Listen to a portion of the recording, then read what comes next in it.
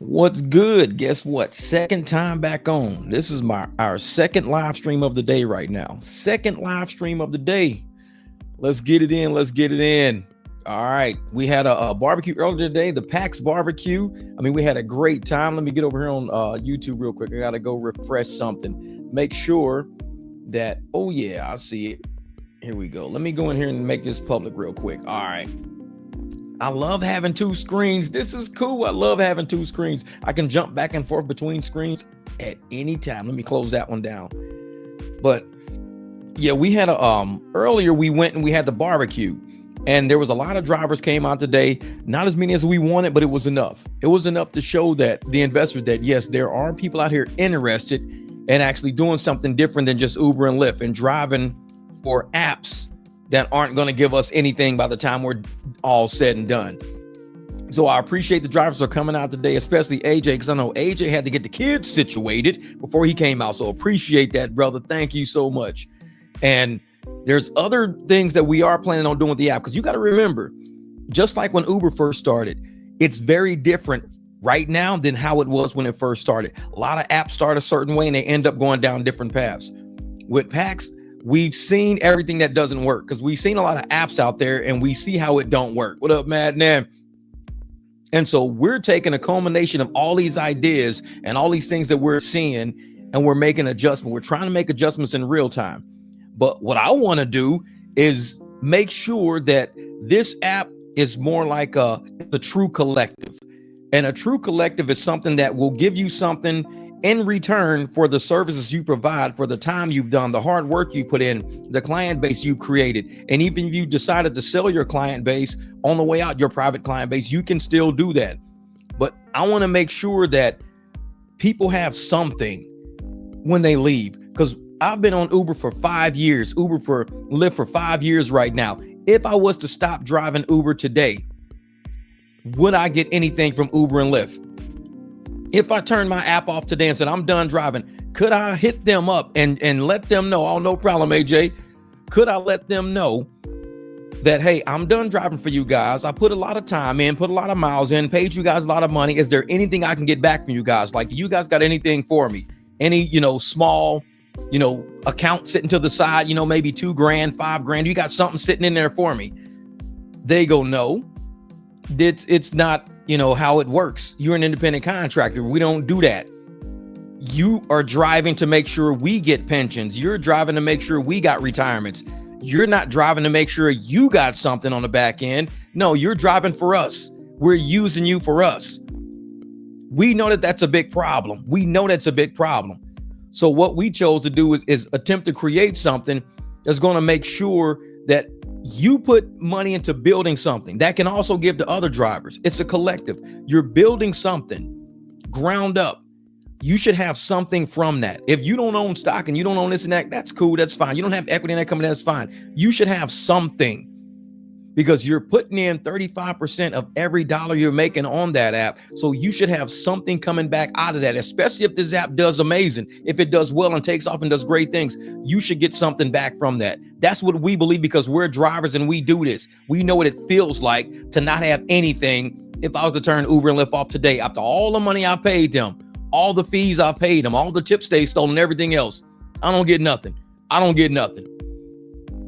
You should message support just to see what they say. Exactly. Like, hey, can I get anything from you guys? They'd be like, no, you've done what you do. You drove for us, and that's about it. I mean, you're an independent contractor. You don't get nothing. And they take a lot out of these communities, man. They take a lot out of our communities. A lot of money is gone, and we don't get any of that back. We get none of that back. I'm gonna have to move this laptop, because I took everything out, and now I got everything situated. Everything's kind of looking funny now. Hold up. Oh, I knew that was going to happen. I knew it was going to happen.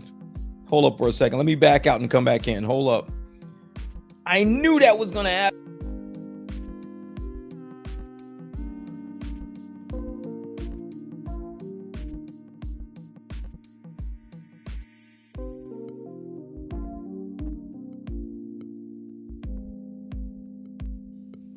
All right, there we go. Much better. Much. I had to move everything because I got everything all situated. I just moved over. It's like motherfucker. And because like I said, I was gone for a while, and I haven't had my studio equipment outside since I did that big old pool thing. So I left. Now I'm on the old camera. The new one, I haven't figured it out yet. It's still doing that thing where it's going back and forth and all of that. I haven't figured it out yet. So I want to use it because it looks like it can do what I want it to do. But this is the old camera that I've been using right here. This is the little cheapy one. This one right here, I probably got this one for like 15, 20 bucks. It's like a little circle. That's all it is. But with the new one, like, and this one this camera allows me to adjust the colors on my screen in the computer. So I can make it pop. I can make it brighter. I can make the colors more sharp through the screen. But with the new one, you have to do it all on the camera itself. I got the book for it and everything like that. So I got the book for it. I just haven't went through the book, but you can adjust it all to make it look better because it should be still 4K. Same thing. This one's 4K. Same thing. But yeah, the quality is not going to be as good because I don't know what I'm doing with it yet. It was the first time I ever hooked it up. So it's like a dry run, factory settings, everything. So yeah, this one, like I said, I'm going to use this one and probably use the other one to do videos and maybe drop them in the membership group so you guys can kind of see the difference between the new camera and my advancement with it versus this old camera. I'll do some stuff. Yeah, exactly. Well, see, this camera is what it is. This is the color it is right here. This is it. But the old camera, yeah, the colors don't pop like this. This, I like the color settings because it looks decent. It looks decent. Man, GG, appreciate that. And don't forget, February the 14th, only drive for private rides or high surge, low miles. I don't want nobody to go broke out there trying to prove a point. So it's like, if you got to go out there and drive, make sure you're driving not to go broke, but to get something out of this game. Because you already know the day you turn that app off and say, I'm done driving, you're not getting anything in return. So you truly got to fight for your survival. Not only are you fighting for your survival, you're fighting for your future. What up, Jamil, my brother? I'll have to bring you into the chat in a second, brother. Get your camera and your lighting ready. I'm going to bring you in, brother. Bring you in. See, 3 private rides for Valentine's Day. Easy $4.90. There you go. You got it all locked down. Yeah, I haven't started booking for Valentine's Day yet. It's like, shit, Valentine's Day until mid-February. I haven't booked for that yet. But yeah, if everybody out there, just start focusing on why are you doing this? Are you doing this by yourself? Entrepreneurs out there know, and even when I was an entrepreneur, when I first started being one back in the day, I read, documentaries. I watched documentaries and I read things about what makes an entrepreneur a special type of business person, because we take a lot of risk. I mean, driving Uber and driving Lyft is a lot of risk. People don't realize you don't have a safety net. You have nothing. You have nobody on your team driving Uber, Lyft. There is nobody for you. The apps are not for you. The riders are not for you. Nobody's for you. If you were to stop driving today, you wouldn't have anything to go on. You wouldn't have a retirement. You wouldn't have workers' comp. You wouldn't have medical insurance. You would have absolutely nothing. It is the most riskiest thing ever. And people think driving on the apps is not risky. I mean, you could walk out this house right now and twist your ankle on the side of the curb and not be able to hit the gas pedal. Uber is not going to take care of you. Your private clients nobody's going to take care of you. There's no other way you could make money if all you're doing is private rides on Uber and Lyft. There's no other way for you to make money. With PAX, we want it to be at least, if you're able to still help your team, still help your community out, you're going to get a percentage of what they do, because you'll become basically dispatch. If your car, like today, Steve's car broke down today. If his car would have broke down and he had private rides and everything set up, he could have transferred any of his private rides over and he could have still got paid for those private rides by having a driver on his team do those rides, and it automatically transfer him money because he passed those rides off to somebody he designated because he couldn't do it.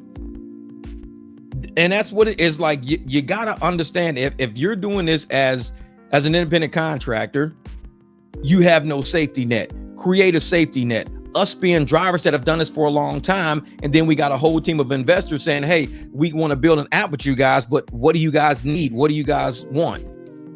It's funny that you ask, because we know all the problems with the apps right now. You can't call Uber. They don't care about your problems. They got shareholders. You can't call any other app out there and tell them what your problems are because they don't care. So to have a team going, okay, so if we build it and we incorporate something in there that handles that situation, would you drive on this app? I'm like, of course, why wouldn't I? Okay, just making sure. Would you build if we did? Of course I would. Next thing you know, you got a whole team of people around you. You got exactly what you dreamed of circulating around you. And from there, what do you do? What do you do? If you happen to find yourself not having private rides, you need to double app it and get that Paw Patrol surge. If you know, you know. Look up Jeff's old videos. Exactly. Get that. And right now, man, today there was $3 surge out today. That was it. $3 surge. $3. $3. What's up, Abby? Yeah. It says, I don't want the 500. I want to see the fall of the empire by the 300 and resistance. That's right, man. And that's what we're going for right now. We the resistance. And I mean, if people aren't out there trying to fight back and get something in equity in the industry that we built this industry on our backs, with our cars, with our vehicles, in our neighborhoods, in our communities. We built that. So for us to not get anything out of it, for everybody else to get something out of it, for all these shareholders to get something, for all these corporate execs, for everybody to get something out of the work we put in, and we get told, oh, well, you're an independent contractor. We didn't write that in the deal for you. And we have an app now saying, you know, we could write that in the deal for you. So we could put something aside. I mean, all these people are getting retirements. They all getting benefits and they all got something on the way out the door. You guys aren't getting nothing out the door? Nope, we don't get anything out the door. Well, we need to do something about that. If we're going to make it about community, if we're going to make it about you guys keeping that money here in Arizona, in your local economy, in your neighborhoods, and not letting that money just seep out of the state and going to other shareholders, we can help you out. We could do something with that. I'm like, all right, then what are we talking about? And so for years of me being on YouTube, all we've ever heard was people talking about, well, build your own app, build your own app, build your own app, go get your own app, build your own app. We've heard that so many times. It's funny to hear people say, build your own app. And then when they see people doing it, they don't support it. You know what I'm saying? That cracks me up. And it's not that people want to really see you build your own app.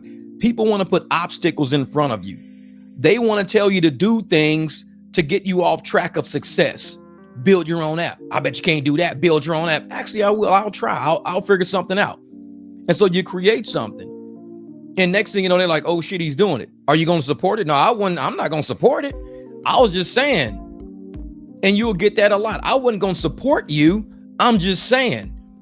I'm always willing to talk shit about you. I'm just saying. I'm not supporting you. I'm not helping you. I'm not hoping that you succeed. I'm just saying. We have a lot of I'm just saying as people out there. And so watch who you deal with. A lot of I'm just saying. What up, my man, Jamil? Hey, guys. Hi, 300. How's everybody doing? We out here getting it in, brother. We had a great day today. A great day. Oh, yeah. You know what? We talk about Olympic Games on the basketball side. They're building a dream team. Yeah. Today was one of the days that we can see that we're building a dream team coming up. Oh, yeah. And I like a lot of the new faces that I've never seen before. A lot of people I haven't seen before. And I see a lot of drivers. I've been out here for 5 years driving. I know a lot of people. So to see some of these faces out here, it made me happy. I was like, that's pretty cool. That was really a good day today. It's been a long day. Yeah, I know that it's been a long day for you. You haven't even taken a nap today. Nah, and I usually get me a good nap in, man. I take me an hour, 2 hour nap in every single day. People look at me and say, dude, there's no way you almost 52 years old. You look like a kid. I say, because I sleep a lot. That's my solution to anything. Just go take you a nap. My mom taught me that when we was little. If you break your leg, go take a nap. When you wake up, it's healed. Like, holy shit, my leg's back together. Go take a nap. No, but I tell folks, all I do is sleep, man. I enjoy my sleep, my rest. And that's one thing that especially driving on Uber and Lyft, you get a lot of people who look beat and dilapidated because the apps don't let you rest. They got you out there working, 10, 12 hours a day. I mean, I sleep about good 6-7 hours a night. Plus I take about 3 hour naps. So I'm sleeping about, 11 hours a day. I get some good rest in about 11 hours. But for the time that I'm up, I'm nonstop.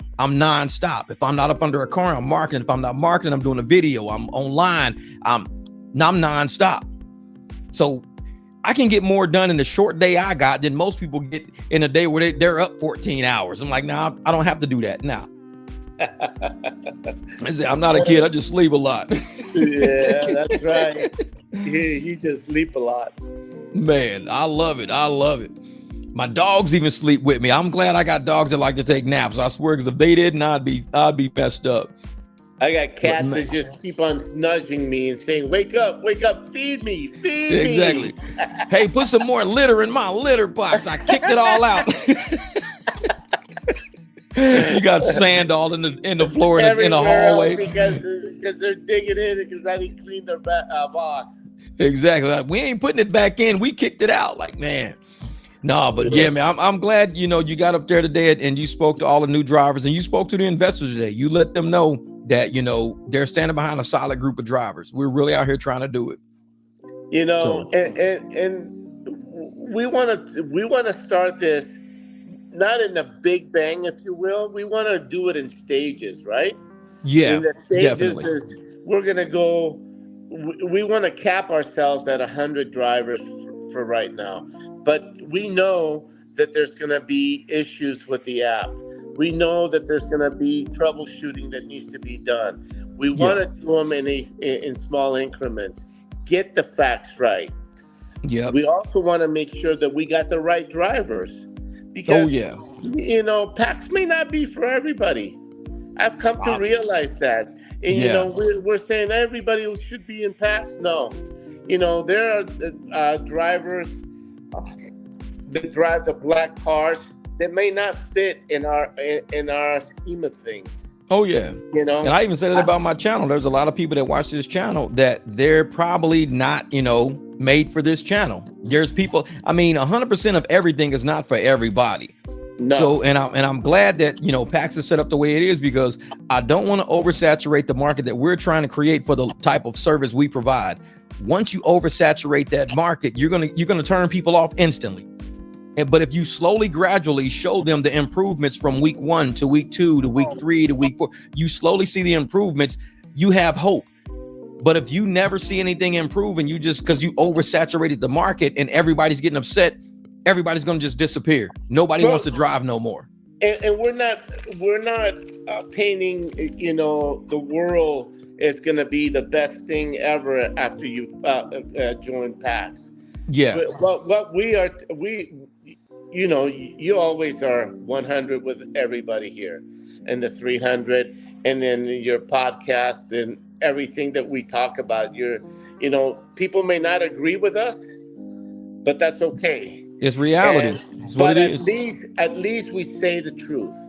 Yeah. And the bottom line, the truth is that if we hit our goals that we want to hit from each individual, and everybody's going to make money.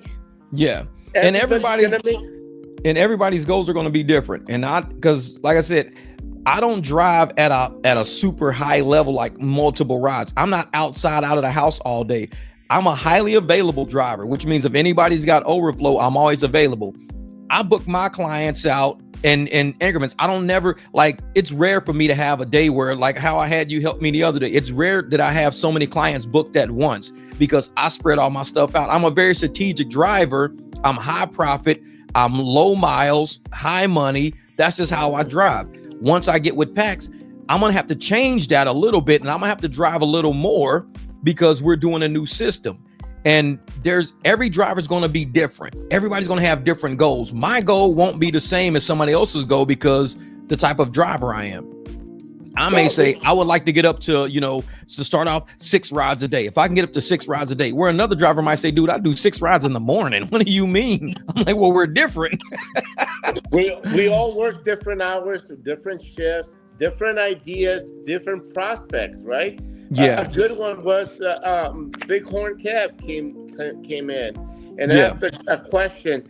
Are you guys going to be demanding? Are you going to be telling us how many rides we need to do? Because if that's the case, I can't be in it. And the answer Exactly. is no, because we're going to have two platforms, right? One Yep. is the elite, and the other one is the pro. The pro is to get to the elite if you Yeah. want to.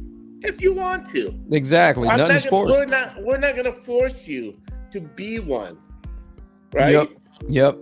And And it's an eye opener because a lot of people have been giving bad information out there, right? exactly. Oh gosh, they're gonna demand this, they're gonna do this. Oh, they're just throwing out numbers and they don't know what they have. Well, guess what? We're throwing out numbers that are realistic. Yeah. We're not doing things that are just out of the realm of things. If you can't make $500 a day, then this app is not for you. Exactly. And for some drivers, it's a lot easier to make $400 or $500 a day because of the markets they live in and also the type of clients we have. I mean, if I can do each ride, if I take is $150 a ride, in 3 rides, I got $450. And I could do 3 rides a day easy. I can do a ride from here down to Santan for 130. I've done it. I could do a ride from here up to almost Cave Creek for 150. I've done that too. That right there, I'm already at $280. And that's out of 2 rides. I'm at 280 in 2 rides. I've done it so many times. And people don't realize I don't do a lot of high volume rides. I don't do $7 rides. I don't do $9 rides. I don't do $11 rides. That's just not on my radar. Why do I need to do 10 rides at $11 when I can do one at $150 and be done? So I keep my schedule open for the bangers. I keep my schedule open for my clients who say, hey, Jeff, I'm landing in about 3 hours. Are you free?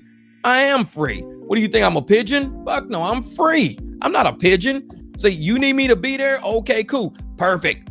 Like, and I told the other day, when I picked up my clients, dropped them up to the airport, I charged them $70 a pop. They told me, just put 200, put it down for 200. Merry Christmas.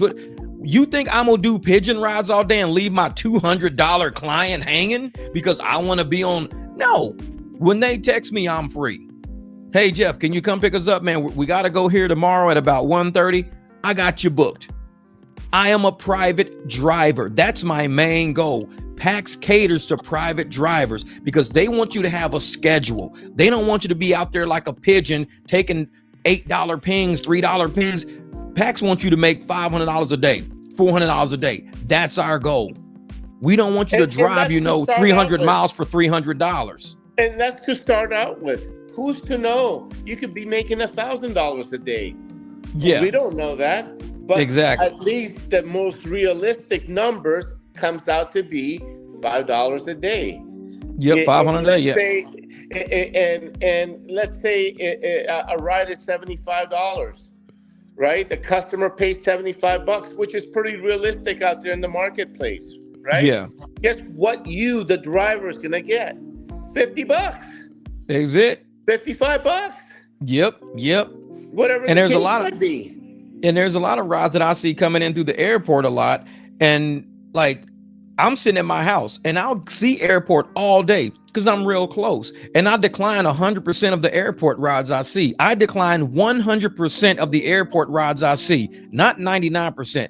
100% of the airport rides I see from picking up people at the airport, I decline because I know those people are paying $140 and they're trying to give me $38 to drive somebody all the way to Gilbert.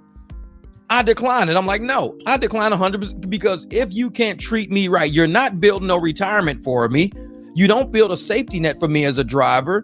You're using me as a tool to build a safety net for you as a corporate person. I've been corporate before. So if I keep playing that game with them and I'm not out converting these people to private, at least converting them so I can have the cash myself, I'm an idiot. I'm an idiot to be doing these rides at dirt cheap prices, knowing I don't have anything coming in on the back end. You're 100% right. 100%. You can't even say it any better than what you just said, because PAX, you're going to use their system, their software, their everything to schedule rides and to do work. You'll have scheduled rides already built in that you have to do. That you can, whether you take them or you don't take them, at least you'll have it. You don't and the have only to thing go You don't have to go out there and fish for it, Yeah. or run as a pigeon left and right, and waste all the gas that you want to do just to go get it. You have it scheduled. And that's the one thing that I want to make sure that we sit down with PAX and we go through, because I'm glad that they're willing to sit down and talk to us and ask us for advice on how to do this. I want to make sure that we do have dynamic pricing, where when we see there it's really busy and we can see it's an event, it's 2 events, it's something going on, it's high traffic, we can actually make an adjustment and say, hey, make sure that we're taking care of these drivers right now. Traffic is crazy right now. It's rush hour. It's an event right now. Are we taking care of these drivers? It's not just, hey, are we taking care of riders? No, if we take care of the riders will get taken care of. 100%. And the thing is that you got to be competitive out in the marketplace, right? Yeah, very. And if there's, me as a driver, you as a driver, I'm going to take the highest paying ride out there. I'm not going to take something that's done. But if I know that with PAX, we're going to have search, well, it's not called search, but an event increases, right? Yeah. Because there's an event going on. I call it like dynamic, because with me, dynamic is something that changes.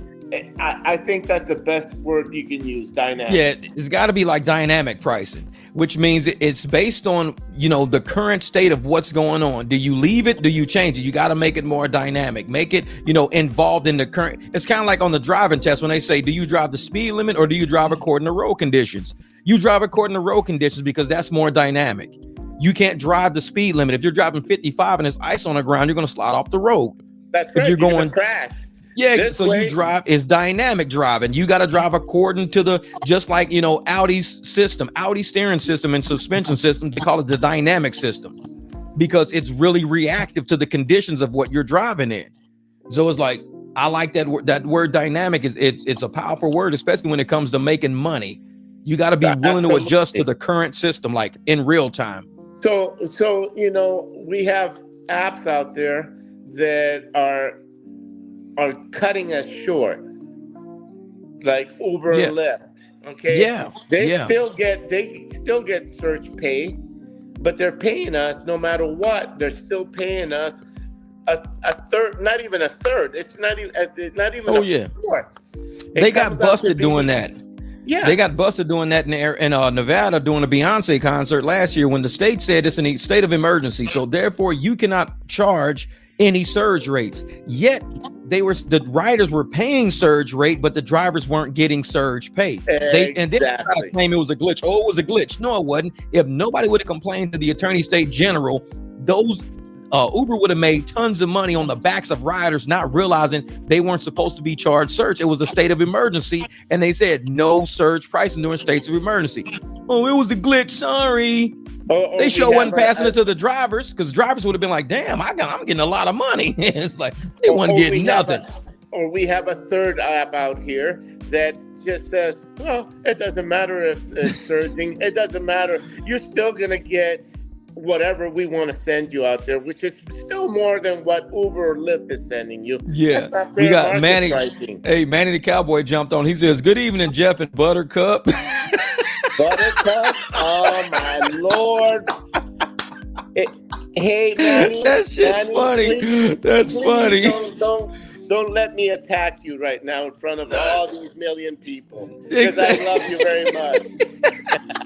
He said he sent you home with a whole cup of butter. I was like, man, that shit's funny as hell. He says, Buttercup. Like, man, okay. You better be making toast. You got to make toast for the next month with all that butter, man. Hey, listen, you know what? I want to eat my toast. I just get a little piece and just do it. Be done. Dude, it's perfect. It's perfect, man. I'm telling you. Yeah. It's all smooth and good. Why did it go to waste? It was going to go to waste. So I'm Buttercup now. Man, he's like, I got a whole cup of butter. But Manny is the cowboy man. Yep, exactly. Man, this is a lady paid $90 from Allegiant Stadium to Cosmo, and that's in Vegas, from the Allegiant Stadium straight down the street to the Cosmopolitan. I told her to cancel and give me $60. We were both happy. That's how we go. That's how we have to do. Because if you talk to your riders, you're going to make negotiation and doing it right. And PAX is negotiating for you. You're going to get the most money Uh-oh, I'm getting a black service, right? Guess what? For $14. What? Yeah, I just Oh, got the hell no. request just coming in. I don't know. I didn't know that I was on. Let me make sure that. Uh-oh. That's probably why that echo was echoing as I was speaking, because it kept echoing through the phone for whatever reason. You probably had Uber on. Uber was listening in. Yeah, man. Like I said, and I tell people out there, all these drivers out there, if you're not talking to your riders, Okay, you're I'm watching back. money. Yeah. And I tell people they're watching money leave out of their hands and end up in other communities. You got to talk to your riders. You got to. And the best thing we could have said today, Robert said it, and everybody had the same sentiments. What we're doing here is we're creating an app that's going to keep the money here in Arizona, not in Silicon Valley, Yep. not in some other place in Pakistan or India or whatever. We want to do our we want to get our money for our people here. Yes. The And it should be added like that in every portion local is that market. the marketing aspect of it is that we're going to have charity contributions out there for different types of charities Yeah. out there, whether it's Children's Hospital, whether it's the St. Mary's, whatever the case might be, just different Yeah. charities. And see, and that's a 10% good is thing going to go because to it. How and what many I other think a lot of apps these are doing that? Yeah, and I think a lot of these places need to realize that if you've got apps in your city that are working, but not only are we working in your city, but we're returning money to the city of the community that's paying us, we're giving you money back. It's like the money you're investing into us, we're turning around and reinvesting it back into you. It's like Black Wall Street and Tulsa, Oklahoma. The money's going back and forth. For 21 days, the money goes back and forth. It never leaves our community. It never leaves. Then it finally leaves after that. If we have $2 million going back and forth for 27 days, then we're all $2 million richer for that 27 days. The moment we get that 2 million out of our community is $2 million less. And that's what the apps are doing right now. They're coming into our communities using digital technology to pull income out of every person who has a W-2, pulling money out of your pockets. You're not paying it in taxes. So don't think, oh, my income taxes is low, but your transportation fees are high. It's costing you $60 in transportation fees. At that level, you don't have to pay income taxes. You're getting killed on fees. You're paying more in fees to go to and from than you're paying in taxes for the year. These companies are worse than the U.S. government when they're taking more money out of your pocket because you got to go from the airport. You got to go to the airport. You got to go to work. You got to go to your. By the time you look at all the fees you paid Uber over the past, 2 months versus what the driver is getting versus what you paid in fees, that could be considered nothing. That's like a 200-300% tax rate you're paying. Imagine if somebody taxed your wages 200 or 300%. You'd be pissed off. But they're taxing us 200-300% on the money that we're giving to drivers. We should still be pissed off as riders. We should be complaining about it. Yeah, it seems like nobody is. People complain about little things instead of complaining for the big things. Oh yeah. And that's the thing. We got to start stepping up, taking back our communities, saying, speaking to these riders to let them know why we're doing what we're doing. We're not doing it to be greedy. We're doing it because we see down the horizon the financial ruin being created by tech apps being canceled. And that's why some countries don't even want Uber in their country. They don't even let Uber in their country because they say Uber is a cancer. They come in and they tax all the citizens to death. They call it fees. These are nothing but taxes. They're taxing you to death. And when they tax and they take all the money out of those communities, out of those countries are sitting around going, well, we don't have any economy to spread around because we've been paying Uber all of these fees. Countries already know it. We sit there and try to talk about it on this channel because it's real. Some people, it's so high level, it goes right over their head. And by the time they see it coming and it smacks them right in the face, they're like, oh, it's shit. Too late. It's too late. Months have passed. Well, and us as drivers out there in the community, what we all need to do is, take your rides that you want to take, and then convert those rides at the end of every ride. Just give them your business card. Tell them that you can put them through PAX, put them through your own personal. It doesn't matter. Just the fact is, what we're fighting right now is fighting the ride share companies, not the Yep. ride service companies, but the ride share company. Exactly. Which is different. Even though they have changed, and I think it was you who showed me. He says, now I go in to try to compare the pricing of a ride. On Google Maps. Ride, Google Maps. Yeah, on Google. That's it. Google Maps. And what did they change it to? Please tell me. Ride service. Thank you. What did we do a year ago? And tell what did we tell people a year ago that we told people we're out here doing a service. We are ride service. I even started making shirts, ride service, to let people know, think in terms of service. If you're not thinking in terms of service and only ride share, you're going to consider yourself a pigeon, and that's how you're going to start driving like a pigeon. You're an independent contractor doing a service. Think about it. And as an independent contractor, we all need to be one step ahead of everybody, right? So what do we do different? We get out of the car. We open the door for our customers. We open the tailgate of our customers. We load the bags into the car. We close it down. We close their door. We say hello. We greet them, and we take them to their destination. We chit chat. We tell them, would you like some water? Would you like some candy? I have candy or water. What would you like to do? No, thank you. Okay, you leave it at that. But yet, we have to have the standards set, and PAX is going to have that for you. We are going to set a standard, and the way that PAX does things. The reason why you say that is because we want to make sure that if Jeff picks up Johnny Doe, and then tomorrow I pick up Johnny Doe because Jeff couldn't do it, we have the same method of operation. Yep. What is the method of operation? And it should be professional service. Service. Professional. Yep, exactly. And that's why, when we sit in these meetings and we talk, because we do a lot of talking off camera, off script, and we're meeting with people like from all different walks of life, whether they're riders, drivers, investors. We meeting with people, and we're meeting with business people who we can probably, hopefully, do contracts and stuff with. The one thing that I enjoy about working, with Jamil is because he knows what we're worth as drivers. But not only that, he's willing to go that extra mile and go talk to people about who we are and how to present us as the drivers that should be doing the work for them, instead of them going through Uber and Lyft and getting that inconsistent driver, as he was talking about, not getting that same level of service when they go through an Uber app. They might get somebody wearing sandals. They might get somebody in a dusty car. They might get somebody not opening doors, or somebody forcing them to load their own luggage in. When you use PAX, you know what you're going to get. It's a product. It's a service. You know what you're going to get. It's a product. It's a service. It's a clean car. It's professional drivers. That's called professional drivers.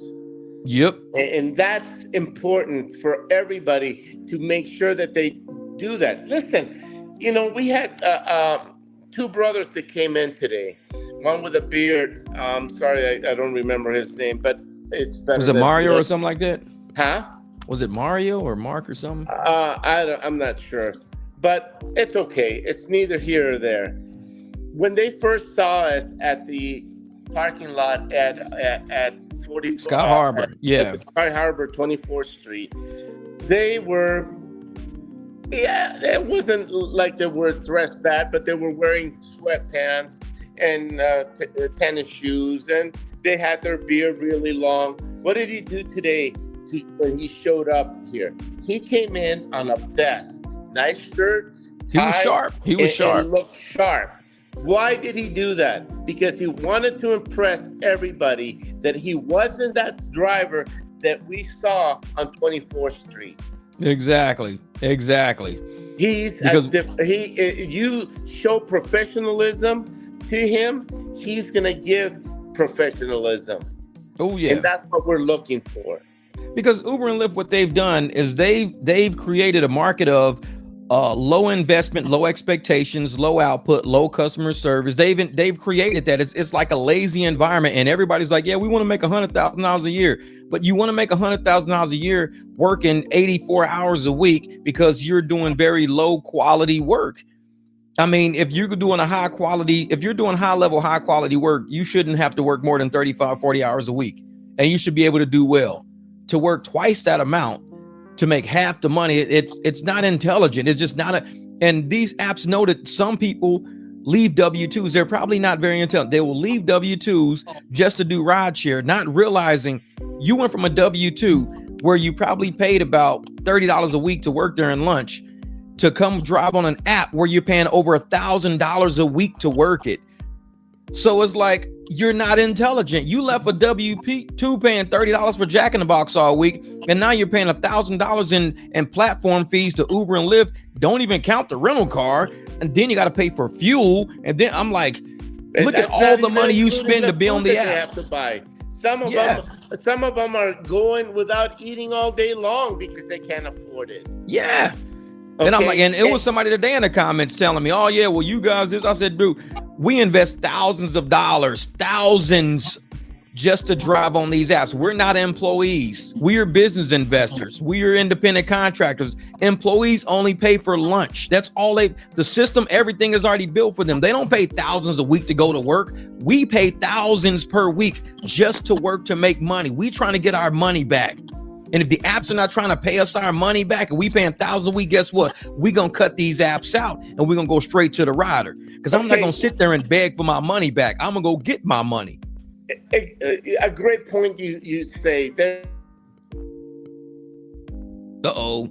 Jamil said a great point, and then Uber came and cut his ass off. Yeah. Well, Jesus, people are calling me. They don't understand something. But anyways, let's say you work a W-2, you work 40 hours a week, right? You get paid X dollars. Okay, you know you're making $25 an hour. But here comes at Uber, right? You come to work at a gig environment. You work 40 hours, that's not enough. But you can work 80 hours a week. Now, you're missing 40 hours of overtime. Now, if you were working in that W-2, okay, anything over 40 hours, you get paid time and a half. When we work on Christmas Eve, on Christmas Day, on New Year's Eve, New Year's Day, first of all, those are high traffic and accident-prone days. Am I right or am I wrong? Yep, high accident-prone. High risk. Yet, you see these guys working 80 hours in that day or for that whole week and not getting paid time and a half. Now you remember, you're saying, "Oh gosh, I'm making $400 the whole day, and I worked 87 hours." It's ridiculous, man. Break that down. But they're not counting in the risk, the expense. They're not counting in the opportunity cost. There's a lot involved with that. And every fool out there is doing that right now, working in a gig worker. And I'm sorry to say that as a fool because I was a fool at one time. And I know 2 or 3 or 4 people currently working like that. They don't realize that I got to get up at 2 o'clock in the morning, pick up this ride for $60, and then I got to get back and go pick somebody up and go 60 miles over to pick the other person up. Ridiculous, man. Ridiculous. I'm $120 by 9 o'clock in the morning, right? But you've worked how many hours? The whole day. 12, 13 hours out the house. 12, 13 hours out of the house. Me, if I'm out of my house for 5 hours total all day, I could be out of the house for 5 hours total. Just out of the house. That's anything. I can be sitting in the parking lot, wiping my car down. I can be going to, Walmart, whatever, picking up stuff. I could be out of my house for 5 hours that day and make $300. I'm not even driving for 5 hours. I'm just out of my house for 5 hours. The rest of my time, I'm spent doing live streams. I'm spent doing edits. I'm spent working on content. I leave my house for about 5 hours. I leave to make money, and I get my ass off the street, put my car back in this driveway where it won't get hit, where it won't get wrecked, keep my risk low. Everybody knows my truck don't move. My neighbors will tell you, we never see that truck move. But when it does move, it makes money. That truck sits right where it's going because the apps don't pay me to move it. Why don't I got my apps all over the place? And these apps ain't paying me, but I got my truck all over the place. I'm not. Just leave it parked. They're not sending no shit. They're going to send the same shit rides with my truck sitting here than if I'm sitting across town. I'm getting the exact same type of rides, same dollars per mile. Yes. So if I don't take them, just leave my truck at home. I'm not going to take them no matter where I'm at. So I wait, and my private clients hit me up. And I'm, like I said, I'm always checking my phone all the time because my private clients, let me make sure ain't nobody hit me up right now. Yeah. So far, no private clients hit me up, which is good. But I got, like I said, my phone schedule here. Let me get rid of that. That was the barbecue thing. So this is like all my phone ride, all my rides. That's about all of them. These are all the rides I got coming up. These are all the rides I got, all of these. And each ride is probably around about, let's say, $70. So this right here is like 1, 2, 3, 4, 5, 6. So that's 6 rides, about $420. Now that's an average.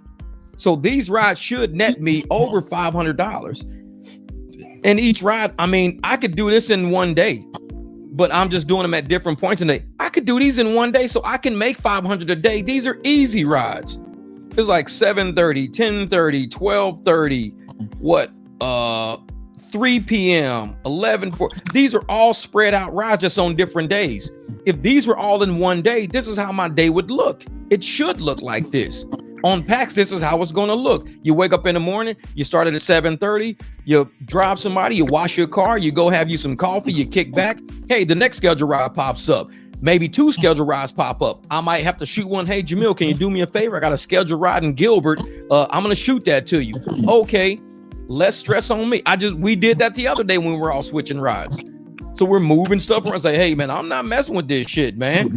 Bottom line, we don't want anything going to Uber, Lyft, or the other apps out there. No. We want to do it all ourselves if we can and make our money to it. But if we have a platform that'll help us split what our day's going to look like and really have you work the 40 hours that a normal person would work in a normal week and still make almost $2,500, hey, that's the best way you can ever do things. But exactly. Right now, when everybody works for a W-2 and then they get upset after 40 hours, they're complaining over the fact, oh my goodness gracious, I got to put 5 hours of overtime and my supervisor doesn't appreciate me. Well, what do you think Uber and Lyft is doing to you? You're Same thing, worse. You're working 80 hours, and it's not straight time. In some cases, you're paying to work for them. In some cases, after you deduct your expenses, your gasoline, your insurance, your tires, your oil changes, all of these things, you're working for these son of a bitches out there. Yep. For free. Getting nothing done. You're exchanging money to say that you're making money, but you're not making a dime. It's negative money because I tell people you're driving for charity. If you look at the average, the tax deduction, so you look at the tax deduction for rides, and then you turn around and see how much it costs you just to run your car and fuel, depreciation, and repairs on average, and you're getting, let's say, $1 a mile. You're probably losing about 10 cents a mile. Because if you look at the tax deduction and plus all the repairs, and based on what car it is, your repairs could be more or less. So you're driving at a negative with every time you say, oh, I'm going to take this ride. It's $1.20 a mile. What if it's costing you about $1.30 a mile in deductions and expenses? So you're at $1, you're losing like 10 cents a mile. Listen, $1 a mile was good enough maybe 5 years ago. Yeah. But the expenses have gone up now. So $1 a mile is not good. People are saying, well, yeah, you can make $2 an hour, $2 a mile, and $2 a minute. Well, how in the fuck are you coming up with that amount? How do you know that? You don't know that. So you need to look at the pure fact of what it really costs you. So you need to go and say it's $5 an hour that a mile that I need to get in order for me to break even. But depending on what card you got, guys are looking at it that way. They look at it and go, oh, it's $55, it's $60. We have one person that always charges $40 for everything. $40. I'll take it. No matter what. No matter what. Yep. Well, what does that do to you? It puts you in the negative. Sure, it shows that you brought in $1,000 or $3,000 this week. But what did it cost you? Yeah, I was able to pay it probably ended up running bills, about, But those bills are adding up no matter what on the other end. You got to put it on the credit card. 30 days from now, you still have to pay for that. And see, and the funny thing is, when I used to do rideshare and I did the Jeep, I got videos showing me doing rideshare in my Jeep. Now, I would go through a set of tires a year. I would go through about a set of tires a year in that Jeep. I've had these tires on my Jeep for about because I don't do them, about 2 years, and they'll probably go another 2, 3, 4 years. I was going through $1,000 to $1,400 a year in just tires. That was it, just blowing through tires, because I got big ass Jeep tires. I was going through brakes, gotta stop these big ass tires. I'm going through tie rods, and I'm like, geez. I said, I got to get out of this damn Jeep. The Jeep was running me about $60 a day in fuel, and I'm driving about like 20 days. So I'm already at like $1,200 a month in just fuel alone. So I say, you know what I'm gonna do? I'm gonna go out and I'm gonna buy a smaller car. I went out and bought the Beamer. Even though it was costing me $600 a month, I was saving money because I wasn't putting all that gas, wear and tear, and all that shit on my. And I was doing Lux back then, so I was doing way higher dollars for the miles. Once they took away Lux, I had to come up that Lux level. I had to come up with a plan. Eliminated. Yep, I had to come up with a plan, and I was like, okay, if they not gonna call it Lux, that means I'm gonna call it Lux. So I just kept calling my shit Lux, and I would tell people, well, I'm upgrading you. Oh, this car is nice. This car is nice. I'm like, yeah, man, I'm upgrading you. So this is what I'm gonna do. I'm gonna cancel this ride, and we're not gonna do it for 13. We'll do it for 30. Oh man, that's nice, man. I love this car. This car is nice. They'll give me 40. So I went from making $13 on a ride, being offered 13, to making 40. And then it came to the point where, hey, can you pick me up at the airport? How much? $60, $45 from Mesa. From Mesa, they was giving us like $13, $14 from, I'm like, I'm getting 40, 45, and people are getting $14 for those rides. I tell people I'm upgrading you. I call it the upgrade. Lyft and Uber were going to downgrade you, because anytime somebody, it's like when you take your car to a dealership, they're not going to tell you how amazing your car is. They're going to talk so much shit about that car so they can give you the lowest trade-in value possible. Oh man, nobody's really looking for the 2020s no more, man. These are pieces of shit. Oh man, these wheels, nobody really likes these wheels. Oh man, these windows, the switches go out. They're going to talk all the shit they can talk about your trade-in. The moment they get you to agree on a low price, they're going to mark that shit up by about 10 or 15 grand and be like, man, we got this shit on the low. They do people the same way. They're going to call you a side worker, a side hustler, a part-timer, a weekend warrior, just so you don't come out and expect to have all of this money. I know what I'm worth. I don't give a fuck if I work one day a week. It's going to be a valuable one day. You're not going to say, well, this is just a side hustle, Jeff. I mean, you should be getting like $13, $14 an hour. This is just a side hustle. No, it's not a side hustle. You trying to play me like it's a side hustle. If I can make $100 an hour, I'm getting $100 an hour. This is not a side hustle. I can make more doing this shit than what I made doing accounting. And it's like, 100%, I didn't make, 100%. I was making what, $30, $40 an hour, $50 an hour in accounting. That's what I was making in accounting. This shit, I'm making $130 an hour sometimes, $140. I don't make that in accounting. And all these people, these engineers and these execs and all these, they know that. They're looking at all these drivers as people without, basic high school diplomas and no degrees. They're like, why are we paying these people $100,000 a year? Bingo, you just hit it. It's like, fuck that. Right, pay their ass $13 an hour and tell them be happy they even had a job. I had somebody tell me that shit in the comment today. Y'all should be happy y'all got a job. I was like, motherfucker, this ain't no job. This is a business. It's not a job. It's my business. It's different. It's my business. And what I make on my business is my business. Because people want to act like we're employees. Yeah. Again, a lot of people, when I pick them up at the airport, one of the things that they've always asked me is, how many years have you been driving for Uber? And I said, I want to say, fuck you. I don't drive for fucking Uber. I drive for me. I'm a ride service guy. I happen to pick you up on the Uber app, but I don't work for them. Exactly. I work with them as an independent contractor. That's all. And they make it sure they make it very clear that we are independent contractors. If we're independent contractors, then treat us like one. Which means that don't just give us crap and make it seem, I have some some guy in India that is sitting down and manipulating the algorithm to lower the pay so that the Uber and Lyft could be making the most out of their money and the least for you to be getting. Yeah, that's the trick. That you have to work more hours, working 80 hours in one fucking week. And then not only that, you have to do more rides in 1 hour to try to even come close and getting it. But you know what they do? They throttle you. They know that you already made $35. Throttle that motherfucker. He ain't gonna get any more rides. And that's how they create stress. Right there. You could be sitting at the airport, you see somebody just barely driving in, and then they get a ride right before you do. And I'm going to tell you from a legal perspective, what they're doing from a legal perspective, because you know I'm a legal person, what they're doing from a legal perspective is they're creating duress. When you sign a contract, you have to sign a contract free and clear of any duress. When they throttle you, they create stress. They create duress. So when you take that next ride out of stress because you ain't had a ride in 2 hours, you're not obligated to take that ride on the contractual terms because you only took it out of duress. You only took it because you were stressed out. Any contract that you're done, it's automatically void. It's a void contract if you do it under duress. Great point, because you know what? Every single person, and I sent you that little video of Frank, right? Getting frustrated and saying all these things, right? Yeah. And that's what's happening out there.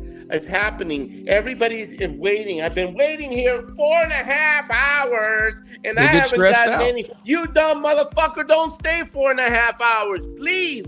Exactly. Leave after 30 minutes. There's a lot of money out there, man. A lot of money out there. And you never catch me at the airport. And you're waiting at the lot and you want to wait 2 hours, that's up to you. That's your choice.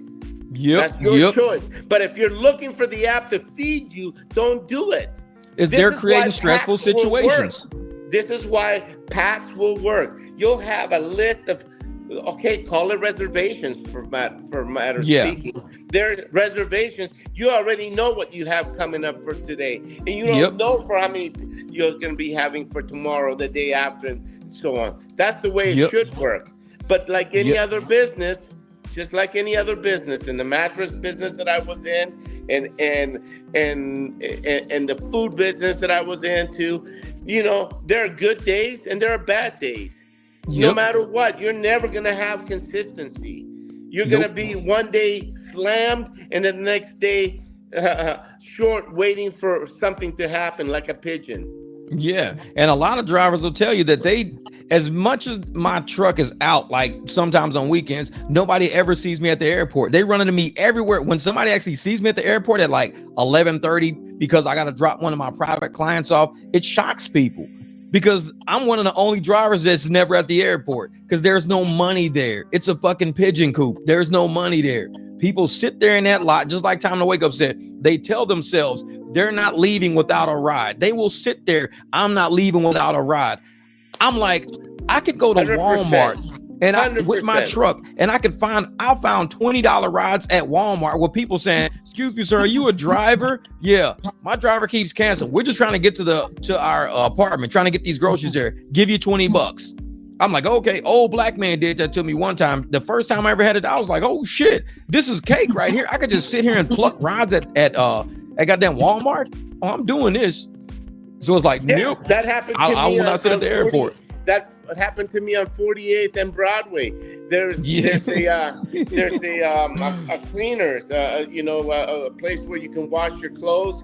The guy kept on coming, and I don't know what I went. I think I went to use the bathroom or something. I parked the car. He comes up to me. He says, "Sir, I only have to go 2 blocks away. I keep on ordering Uber Black, and they've canceled on me. I've Lyft, and they've canceled on me." And I said, "Well, how much do you want to pay me to go there?" "I'll give you $30 for 2 miles. All I had to do is put 2 of those baskets in the back of my car, and that's it." And I helped them. Because we are right service, right? Yep. I just put it in there and took him 2 blocks. He said, "Thank you so much. Oh, by the way, here, he pulled $10 more on top of it. Man, see, and that's what I say. People want to pay us. I say that all the time. People want to pay us.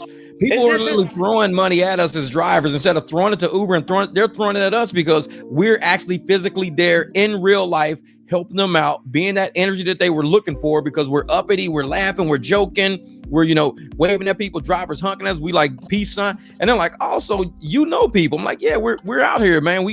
All of our drivers, we talk to each other all the time. And they see that they're supporting the community driver, not just giving it to a technical app, giving them $40 and we're getting like 19 out of the 40. They give us the whole chunk like, here, man, just take it. Other night, my clients called me last night, 2:30 in the morning. I'm sitting here at 2:30 in the morning because I was going with this new camera. And I was messing with this. I didn't know what I was doing with this camera. So I got a text. Let me see if I can find it. At 2:30 in the morning. It was 2:28.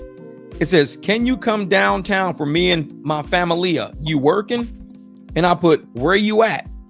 And he put like Roosevelt Avenue. I said, got it. Then he said, this is funny. He says, you have liquor? I said, Jack Daniels. Any tequila? I didn't answer because I was already on the road. So I brought him a bottle of Jack Daniels. I just went downtown, picked them up, brought them right back to South Phoenix. He gave me like $80. I said, you can have this Jack Daniels. I don't want this shit. I don't drink it. That Jack Daniels been sitting in my kitchen for probably 2 years. I don't even know. It was a whole fucking bottle. I was like, you can have this shit. I don't drink that shit. It was just taking up space on my shit. And there's many ways of making money. I mean, Manny could be attesting to it if he's listening. He'll tell you that he sells the liquor. He'll tell you that he sells cigars. He'll tell you that he even has menudo when they want it. Menudo is shit. But I'm gonna tell every driver out there. I'm gonna tell you, every driver out there, if you're in Arizona, you already know how the law is. People can drink in our cars as long as it's like in a ride service environment. Like you could probably do it in a personal environment too. Who knows? But what Manny does is he buys those little shots. He buys huge bottles, like huge cases of those little shots, and you sell them to your riders so they don't got to spend $15, $20 on a shot when they get to the bar. They'll give you $5, $10 for a shot because they're going to go spend 20 on the same exact quantity in the bar. You're giving them discounts the whole way to the bar. Hey man, I give you 2 of these bottles right here for $20.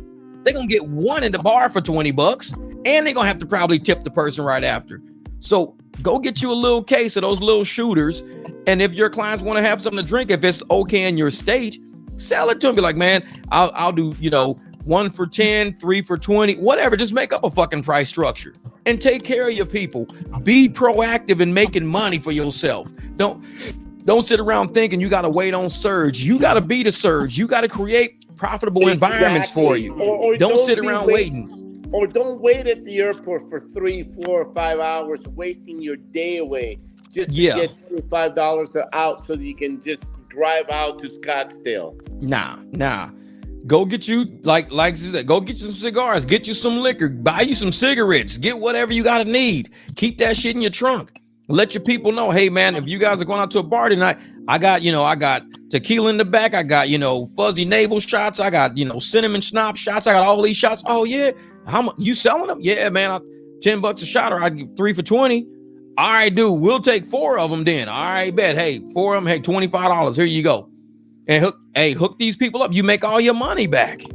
And you sitting there like, dude, I was on a $20 ride. I ended up getting like $60, $70 out of that ride selling shots the whole damn time.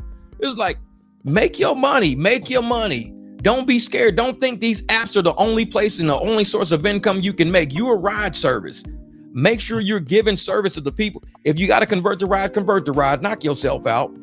But if you're going to say, hey, man, it's legal in the state of Arizona for you guys to drink and drive. Like my people text me. They're like, hey, you got any liquor? I'm like, I got some Jack Daniels. You can have that shit if you want it. Well, if you remember in the olden days, right, of really Uber and actually I dealt with Uber then, and you would order an Uber.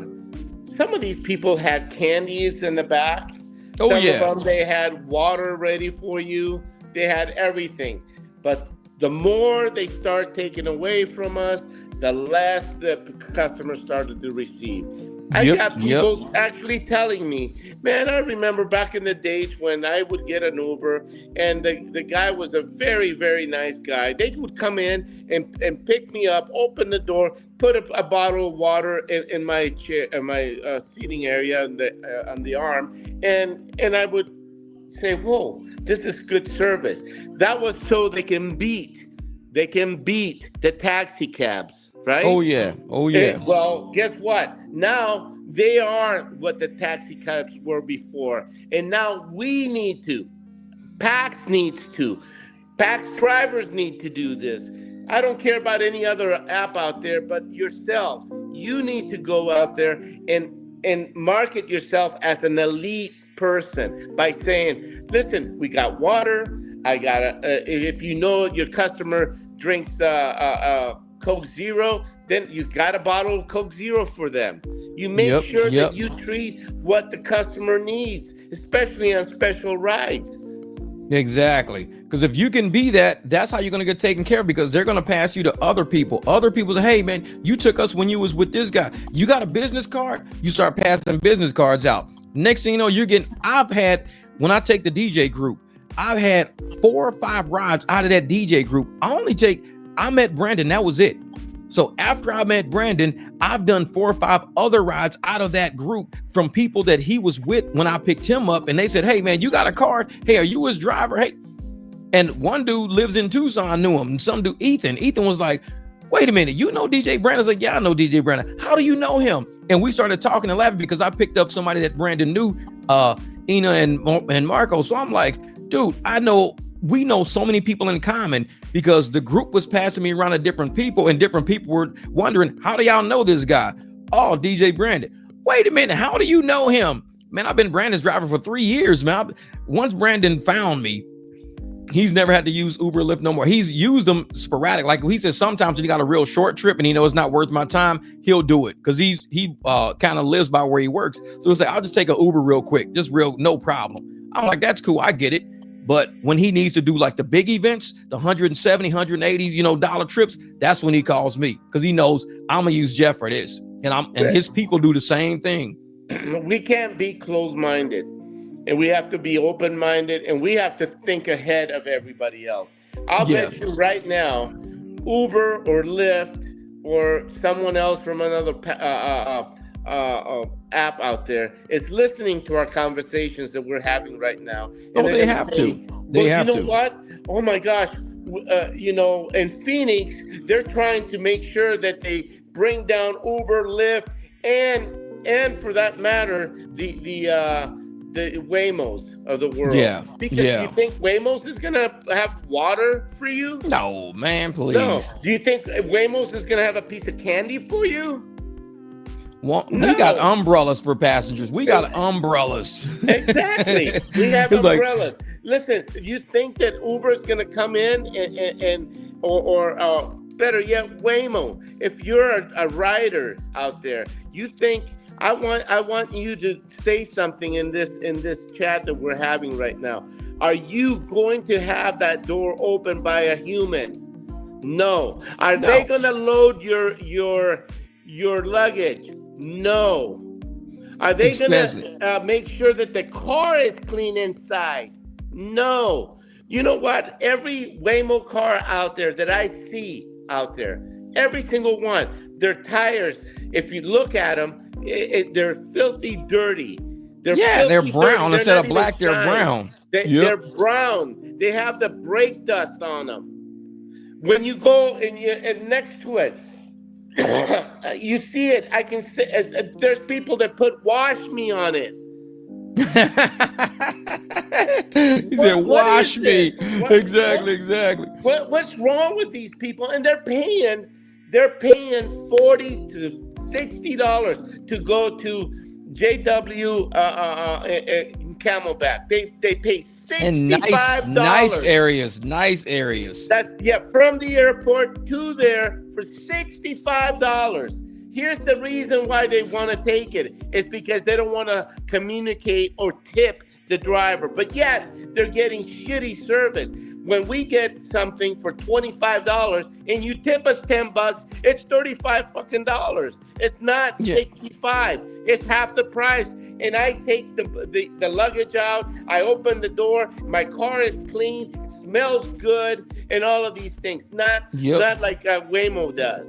Exactly. And I'm one of those people that when I think that if somebody says that they want a cheaper price, I allow them. I don't want to deal with them because it's like, imagine you being like, let's say a Rolls Royce dealership, and somebody wants to come and pay a Cadillac price for a Rolls Royce. It's like, it's different levels right there. There's levels to it. So you can't do that. So always look at yourself as what you feel your value as.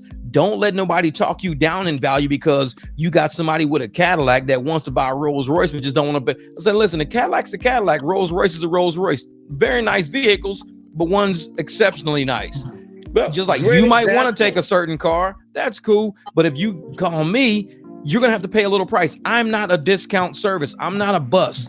When my clients out there see me or see anybody in my car, they know that person paid just as much as you did. I didn't do a discount ride. I don't do that. That's right. And a good example that you say that, because sometimes riders or buyers are liars, they call them, right? Yeah. They tell you, I got this ride for $20. Really? Well, exactly. Let me just cancel the ride right now, and you can ask another Uber guy to do it. My car. Because they all lie. The same thing with going shopping for a mattress. Oh yeah. I sold Tempur-Pedic. Okay, it's price fixed, pretty much, right? Yeah. And they tell you how much it's gonna be, and I get a person coming in and says, "Hey, listen, I can get this Tempur-Pedic Cloud for the same for $1,100. Really? My cost is more than $1,100. Well, you should go get it. Exactly. Go get it. If you can get it for that cheap, go out there and go get it, because I'm not touching it. And then in the industry, they used to do price matching, right? They stopped doing that. Do you know why? I'm going to tell you. And people are liars. They're liars. In Tempe, I had one of the stores that I had was in Tempe. And mattress firm would say, well, actually, it was, mattress firm would say, listen, if you bring me in writing a quote, we'll meet that price and beat it by 10%. Just like the same thing that Uber was doing, right? Yeah. You know what I did? I start writing invoices out or estimates out, and I know what their cost is, right? I know because I buy it. They may be buying in bulk and maybe getting it by 10 or 15% cheaper. I would go below that price. And then I go in and they would go in, and their regional manager came to my store and went off. And I said, wait a minute. If you're coming off and you really, this is free enterprise, and you're advertising, match and beat the price by 10%, you better abide by it, because if not, it's going to go to the Attorney General and they're going to shut you down. Exactly. The same thing is we need to do here with Uber. They got a lot of contracts that people don't want. Money all the time. Yep, a lot of voidable contracts. People don't want to deal with them. And when I made that video about void and voidable contracts, people really need to go and type in voidable contracts on my page and just watch that video, because I got an attorney speaking on there. And if people don't understand the contracts that we're driving, these terms of service is what they call an agreement instead of a contract. They call it an agreement, like we're agreeing on something, like a gentleman's agreement. They don't want to kind of label it a contract, because if it's truly a contract, then these are all void and voidable contracts, because they're illegal in nature to begin with. A lot of them are price fixed, and a lot of them are, employee versus independent contractor laced, and they don't want to call it a contract. Right? They say, oh yeah, well, once you accept the ride, you're accepting a contract. So me accepting a ride is a contract between me and the rider. But you're saying that the terms of service is not a contract? No, the terms of service is an agreement. Like, okay. So you got to look at the legal terms of everything. Void and voidable contracts. There's a reason why they want to call something an agreement, or call something an independent contractor, call someone an earner or a customer. There's a reason for that. You got to pay attention. Yeah, I want to make sure that everybody knows that PAX is here to help you out and help you produce your business. Yeah. And not what everybody else is out there trying to make money off your business. Yep. Now, Manny says, can you please expand on contracts and the reason we opt out? Well, the reason why you opt out of the agreement is because the agreement is that you will use arbitration if you and Uber or you and Lyft have a disagreement about anything, and it has to be legal. It has to be like a car accident, or it has to be, something that they didn't pay you, or deactivation or whatever. You can't take them to court under their agreement with you. You agree to go through arbitration. Now, if you opt out of that agreement, it gives you your day in court. And that's the same for riders or customers of Uber Eats, Uber, everybody. If you opt out of that, now you have a chance to go to court. Well, you know why they want you to go to arbitration. It's so they can pay you off, right? And not and hush you down so that you never speak about that issue ever again. Exactly. NDAs, that's what they are. NDAs are pretty powerful. And they need to start coming up with, if an NDA is illegal, they need to just say, okay, this is an illegal NDA. It's more like coercion, and you won't allow them to capitalize on whatever crime you've done to them if they don't sign an NDA when you're obligated to handle this crime. You're responsible for it. But that's how these apps work, man. That's how they work. Shoot, well, we're about an hour and a half into this, man. And like I said, I'm tired already because we already did like a 3-hour live stream. We're at almost 5 hours of live streaming today. 5 hours. So, yeah, crazy day. Yeah, man. And if you guys didn't see the live stream earlier, the live stream right before this, I got it on the channel up on the recently uploaded content. You can check out that live stream where we were with the PAX at the barbecue today. So, I mean, we had a lot of people speaking on camera, a lot of people just having fun. We had a huge speech, we had Jamil speaking, we had Daniel speaking, we had Robert speaking. A lot of people came and just kind of gave their word on where we're going to take PAX in the direction we are. So if you watch that live stream, you understand what we're doing with this app. You understand it. But where we at? If you win, you get hush money. All right. Yeah, man. So what you gonna get up to tonight, brother? What you gonna go out and drive or what? Well, I'm gonna just relax, and then tomorrow is gonna be a busy day. I have five private rides that I have to commit myself to. But, it's gonna be a full day. Best because thanks, Jamie. Thanks for helping me out today. She actually took one of my rides from the airport at 2:15 to Apache Junction, which I couldn't have done. There's no way that I could have done because at that time we were having the meeting.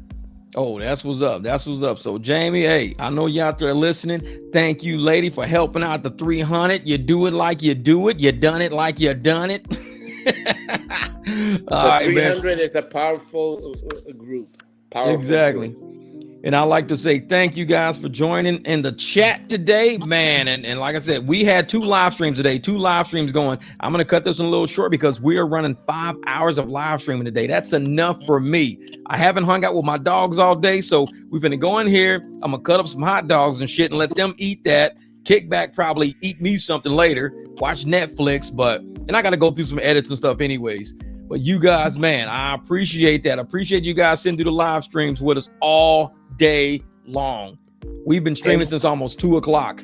And thank you, everybody, for showing up. And thank you, Jeff, again, for having the energy and the effort of being able to do all of these things that you're doing in the market.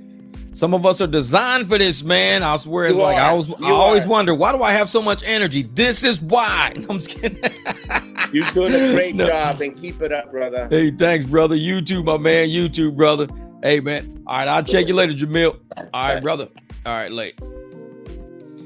Yeah, that's my brother right there, man. Like I said, we've had a very full day today. We've had a crazy full day. So for all of you guys that rock with us on an earlier live stream, like I said, you can check that out. Just kind of look around and see things. We do want to have another barbecue pretty soon. We're going to probably host another one. If it's not a barbecue, it's going to be something different. I personally would love everybody to have an outing. Like, I want to go bowling or something like that. We go bowling, have a huge bowling area. We all have the cars outside and we all go in and we go bowling or whatever, a few frames. And we just kind of hang out with each other, get to know each other. Because if we're going to be teams together and we're going to make money together, We got to start getting to know each other. And I'm one of those people that I really don't mind hanging out with people. So as much as I'm busy doing my own thing, trust me, I do spend some time with drivers. I do spend some time trying to go out there and make money. Oh yeah. Says, oh yeah, chicken and pickle, go play pickleball or something like that. I ain't never played pickleball. I ain't never even seen it being played. Yeah, these live streams wore me out today. But like I said, almost 5 hours of live streaming a day. You guys held me down, and a lot of you guys rock with me on a lot of this stuff. So I appreciate it. Thank you guys for the super chats. Thank you guys for supporting the channel. But next video I drop, I know a few people have been supporting me, like Cash App and Venmo. I'm going to make sure I actually throw that in the beginning of the video so people know how all this content is being created, because I can't do this alone. I cannot do this by myself. With you guys supporting this channel and helping this channel out, it keeps me doing 5 hours of live streaming, keeps me editing videos, dropping videos, keeps me buying cameras and stuff. Like, this is what we do it for. We're trying to create a channel for us. And thanks to you guys, this is what we're doing. We're creating a channel for us. And we're inviting riders to come check it out too. Hey, come on down. This has been Ghost in the Stream. Yeah, we're inviting riders to come and you know, check out the channel, check out the content, because the riders are a part of the community that we're trying to reach. And if we can reach them and they can understand the mission at hand, the assignment that we all have of keeping that money here in our local economy, no matter what city you're in. If you're in Chicago, talk to your riders, keep that money in Chicago. Stop letting these tech apps take money away from your wealth. They're robbing cities using telephones right now. Everybody's telephone is a gun at the bank, and everybody's getting robbed. Every time they open Uber, a robbery occurs. Every time they open Lyft, a robbery occurs. They're robbing our economy each time they book an app. So what we got to do, we got to stop the robbery. We got to stop the theft, the tip theft, the wage gouging, the tip gouge, the fare gouge. We got to stop all of that. In order to do that, you got to talk to your riders. 300 is not a big channel. We're not a big channel, but I said we are one of the most powerful channels out there. When people see that 300 on any live stream, they see that 300 in somebody's chat, they know we coming. And they like, oh, these people about their money. They ain't playing. These people ain't here for the rhetoric, the fame, the bullshit. These people coming for the money. So I appreciate you guys being out there pushing the 300, man. I appreciate you going out there. And just like Manny, you know, I know you talk to a lot of guys up in Northern California about the 300. I appreciate all y'all up in Northern California watching the channel. Like Manny said, they watching, but they not subbing. I'm like, as long as they watching, that's all I care about. You got to get this knowledge. You got to get this information, get this inspiration. Go out there, talk to your community. Let them know. The robbery stops when the 300 walks in the building. That's when we start talking. Hey, man, how much you pay for this? Dude, 113? Guess how much I'm getting out of this? 41. You paid 1/3 out of, I tell you what we gonna do. 90 bucks is cool with you. 90 bucks is cool with me. You just saved me like $25 almost. Cool, let's do it then. This is how we do it. The 300 is one of them small channels. But like I said, we some of the loudest on the internet. I'm starting to see TikToks talking about what we do. I'm starting to see IG and YouTube shorts talking about exactly what we do. They talking about talking to riders, talking to drivers, saving money. This is what we've been talking about for 2 years, over 2 years on this channel. And I'm finally starting to see people have the courage to stand up and stand on the side of the 300 and say, we tired of these apps robbing us. We're tired of them coming to our neighborhoods, using these apps, using these phones, using this code to take money out of all of our pockets and all of our bank accounts. This is how they're doing it. So we got to stand up. We got to fight back. But I appreciate you guys for letting me in on that little rant right there, whatever that was. But it pisses me off when I see people ripping us off. It really irritates me. And I'm glad, you know, PAX is very community driven, very community oriented. And they know that we stand by community. And the fact that they're standing, they said they were watching the barbecue before they even talked to me in person. They were already watching the barbecue. They was like, wait a minute. Robert was like, wait. This guy talking about being the resistance. He talking about standing up to the apps. He talking about community, protecting the community.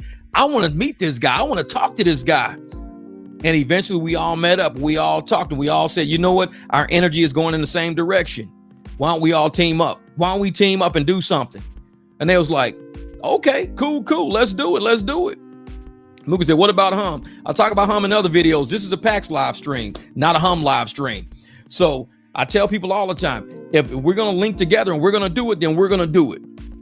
And so these guys are willing to put up the money to help us to get this all developed, to get this up and running, and any driver out there who's sitting idly by the sidelines saying, well, I don't want to join. I want to see what it's going to do. Don't be late, because we're only taking so many drivers. We're not saturating our app. This is not Uber. This is not Lyft. We are a highly, just like how my channel is. I always say I want a small channel. I want to keep my channel small because I talk to everybody and I deal with everybody.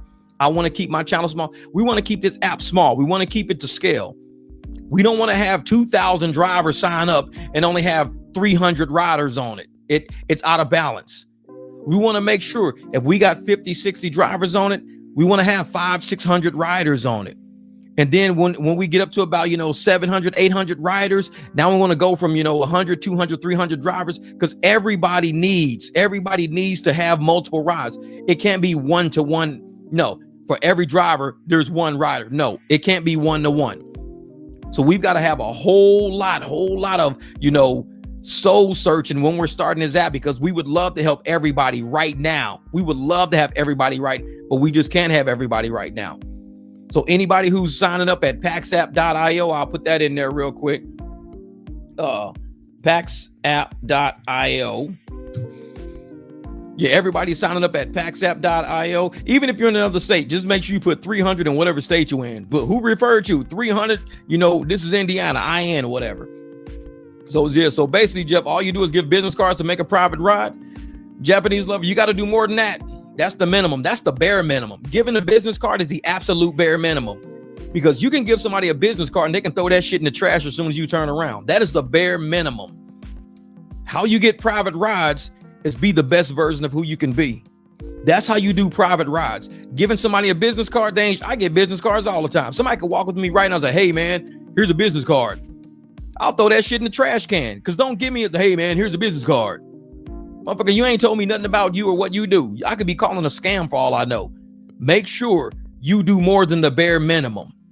If you want to do a private ride, then you need to be a private driver. Are you a private driver, or are you an Uber or Lyft driver? You need to start with that. If you are a private driver, then you already know what to say. If you're a private driver, you know how to be. If you're a private driver, make that your private client. Giving them a business card ain't go, because you give them a business card, but I'm gonna take that client as my private client, because I'm doing more than just giving. That's the bare minimum. I might give them a car, but they might say, dude, I love your music, I love your vibe, I love your clean car, I love this, If you want to be a private driver, be a private driver. There's way more to it. So make sure you check out, like I said, in my Cash Rides playlist, I got over 1,000 videos on this channel answering any question you could ever have about anything about rideshare. There's videos. You go to my home screen, you type in the search Cash Ride, private driver, insurance, void contracts. You could type Jeep, type whatever the fuck you want on my channel. It's gonna pop up. You never have to ask me a question. What I've always said, I've always stood by. I've never changed my position on anything. You never heard me say, oh, people don't be doing private rides, and now saying, hey, go out and do private. I've never had to switch. I've always been 100 with it. So when you're on my channel, type in that search box, search Jeff's videos for what? This is what I'm looking for. And I bet a whole handful of videos gonna pop up. Kick back, go make you some popcorn, listen to it, playing in the back. You ain't gotta watch the screen all the time, but listen to it. And something might resonate. You might say, oh shit. You might even play one of the videos where I was talking to the rider in the car. You might play that video where I'm talking to the rider as the rider is getting in my car. Now you say, that's how he gets private rides. I didn't get them people no business card. I didn't have to get them people no business card. I sold exactly what I do for a living as they were getting in my car. Before we even drove off to the first destination, when I converted them, before we even drove off, they had already booked me for later already. They already booked me for later. They was like, oh shit, it's like that? Oh brother, can you come back and pick us up? Yeah, I can pick y'all up. Can you come get us tomorrow too? I can get y'all tomorrow too. Cool, pick us up later tonight and then come pick us up again tomorrow. A business card is the absolute bare minimum. That's the point of contact. That's good. You can say, hey man, here you go. Here's my business card because this is what I do. Now explain what did you just give them. Don't say, hey man, this is my business card because I do rides. Of course you do, motherfucker. You picking me up. Give them a business card. I'm doing the best I can do to protect the local economy of my community because big tech apps are stealing from us. Every ride you book to those big that money don't stay in our community. We get events all the time in Arizona, and all the money is leaving Arizona. Our events before Uber and Lyft, all the money for events stayed in Arizona. Arizona was booming. We could put money into the educational system. All the money was booming. Now all that money's leaving. This business card right here protects my economy. Hit me up when you need a ride. And they go, okay, cool. Yeah, because that Lincoln Aviator is $80K. Can't afford that doing Uber and Lyft. Oh, no. There's Uber and Lyft don't pay. They don't pay, man. If you're going to go out here and make some real money, you better have a real plan. Uber and Lyft better not be your only plan. If Uber and Lyft is your only plan in 2025, you are planning to fail. We have seen the rates go down for drivers. We've seen riders say, this is costing too much. Rides used to never cost this much. And drivers saying, man, I ain't never got paid this less. Put 2 and 2 together. They're charging riders more. They're paying drivers less. If your only plan is to drive Uber and Lyft, you are planning to fail. It's right in your face. You can't change the numbers. It's right in your face. And there's a lot of people out there, oh, well, I don't want to get deactivated. I'm going to keep my AR high. Talk to them people later this year. I bet they have a W-2. I bet they probably wrecked their car and they can't buy another one. Their credit is shot. I bet they probably moving in with their aunt and their cousin because they can't make enough money. Talk to that same person later this year. Anybody who's driving Uber and Lyft and that's their only plan.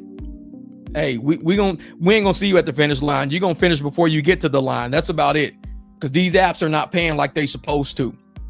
Even investors are saying we need to see what this gross booking number is because we don't think you guys are even paying the drivers. They said that is this driver pay involved in there? Are you paying drivers enough to make a living? They said that. The investors said, are you paying drivers enough to make a living? Because we don't see it. I mean, these numbers ain't adding up. Drivers are broke. Drivers are broke. And you guys are saying your gross bookings are up like sky high and you're making all this. Are you guys taking money? Are you guys like racketeering? What are you guys doing with these numbers? Are you guys running a Ponzi scheme on us? What are you doing? We need to see what's in these numbers. Shareholders ain't stupid. They're asking for a reason. Man. It was like, man, yeah. Say, understood, Jim. I get no pings on manual rides. Independent contractor price prevails on agreement with Uber. Oh, yeah. You got to do that. And that's the thing, man. If you are using Hum, if you're still using Hum, you're probably in the 99% of us that are using it for manual rides. That's real talk. You're probably in the 99% of us that are using it for manual rides. And the reason is because it's not because the community don't want to use it. Like I said, every app's going to have its issues. Every app will have its issues. I guarantee Pax will have issues when it drops. I guarantee it. Why do you think we're working out the bugs? What did we talk about today, Jamil? We're doing rides with people involved with the app, with investors, and we're going to try to work out the bugs before we even release it for download because we don't want people to download it, then have to update it the next day after they just downloaded it. Oh, I downloaded it. Why? What happened? Man, you can't add a bank account. What? Yeah. Oh, I downloaded it. Why? Man, you got to update it. Why? Because I can't add this. No, it don't make left turns. It only turns right. The motherfucker never have left turns. What the hell? Damn, this is great. I mean, so we're working out all the kinks before we even release this shit. Because once we drop it, it needs to work like butter. We need to keep drivers driving and riders requesting. That's what it is. And on Hum, it's not working out that smoothly right now. Is it our problem as drivers? No, it's not our problem as drivers. I mean, we got the cars. We bought the cars. We pay for the insurance. We pay the subscription. We're doing everything we can do. And we just use it for manual rides because there's no pings coming through. So, I mean, we're using it for all we can use it for. It's a tool in the toolbox. It's not an app that I'm going to get rid of. I'm going to keep that app. I'm not getting rid of it because one day it might start pinging. One day. Until then, I'm using it for manual rides. That's it. Because I've had that app running sometimes 6 hours straight. I'll be forgetting it's even on. Not a single sound coming out of that phone. Not a single sound. So that lets me know that it's not me. It's not my phone. It's not my area or my region. It's something else. It's something else going on with that app. I don't know. It's something else going on with it. But we try to do our best to support it by leaving our subscription active. I support them by leaving my subscription active. That's it. I can't do no more than that. I've dropped a gazillion fucking videos about that app, but it hasn't helped me get any rides. So as me dropping videos ain't gonna help. It's nothing I can do about it. I can't tell other drivers about it, because why would I tell other drivers about it when I'm not getting no fucking rides on it? I mean, you don't lead a motherfucker to a trough with no water in it. So I use it for what I use it for, which is manual rides. And y'all know I'm a manual ride genius when it comes to that shit. I can create a ride out of thin air. I can take my ass over to Jack in the Box and get a ride. So I use that tool for what I can use it for. If somebody wants to know the 100 about it, that's the 100 about it. I don't got to bullshit nobody. If you're not a great salesperson and you don't trust yourself and you can't sell yourself on private rides, Hum's not going to work for you. It's not.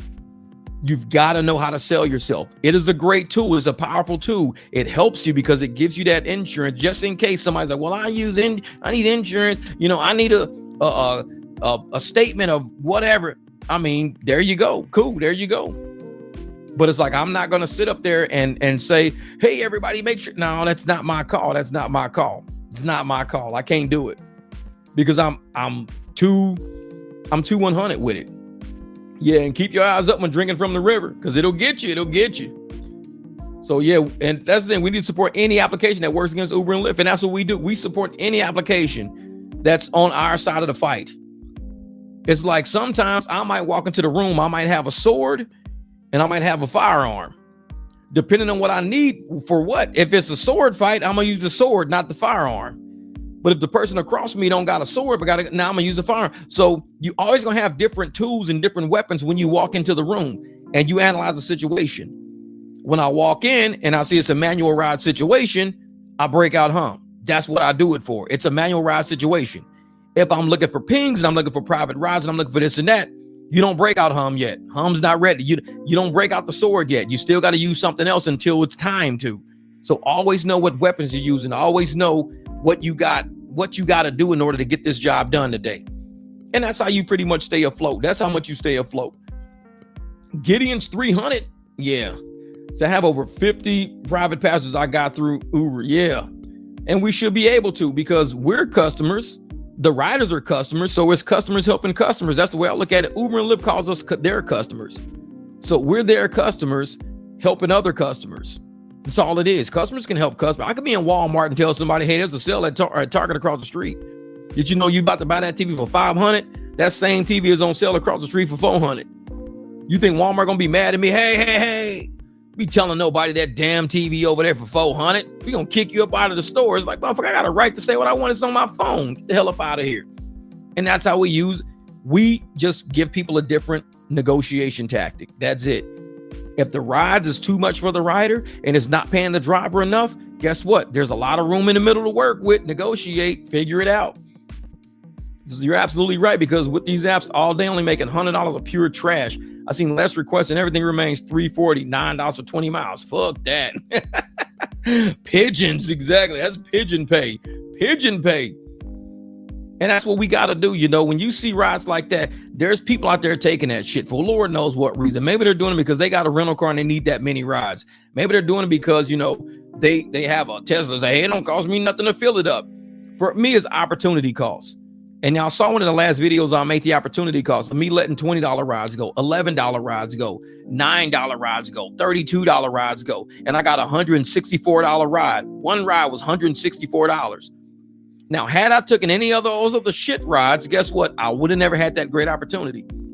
I look at my private clients the same way. If you catch me with a $3.40 ride, I'm driving, talking to the client, hanging out. I'm not texting and shit on my phone.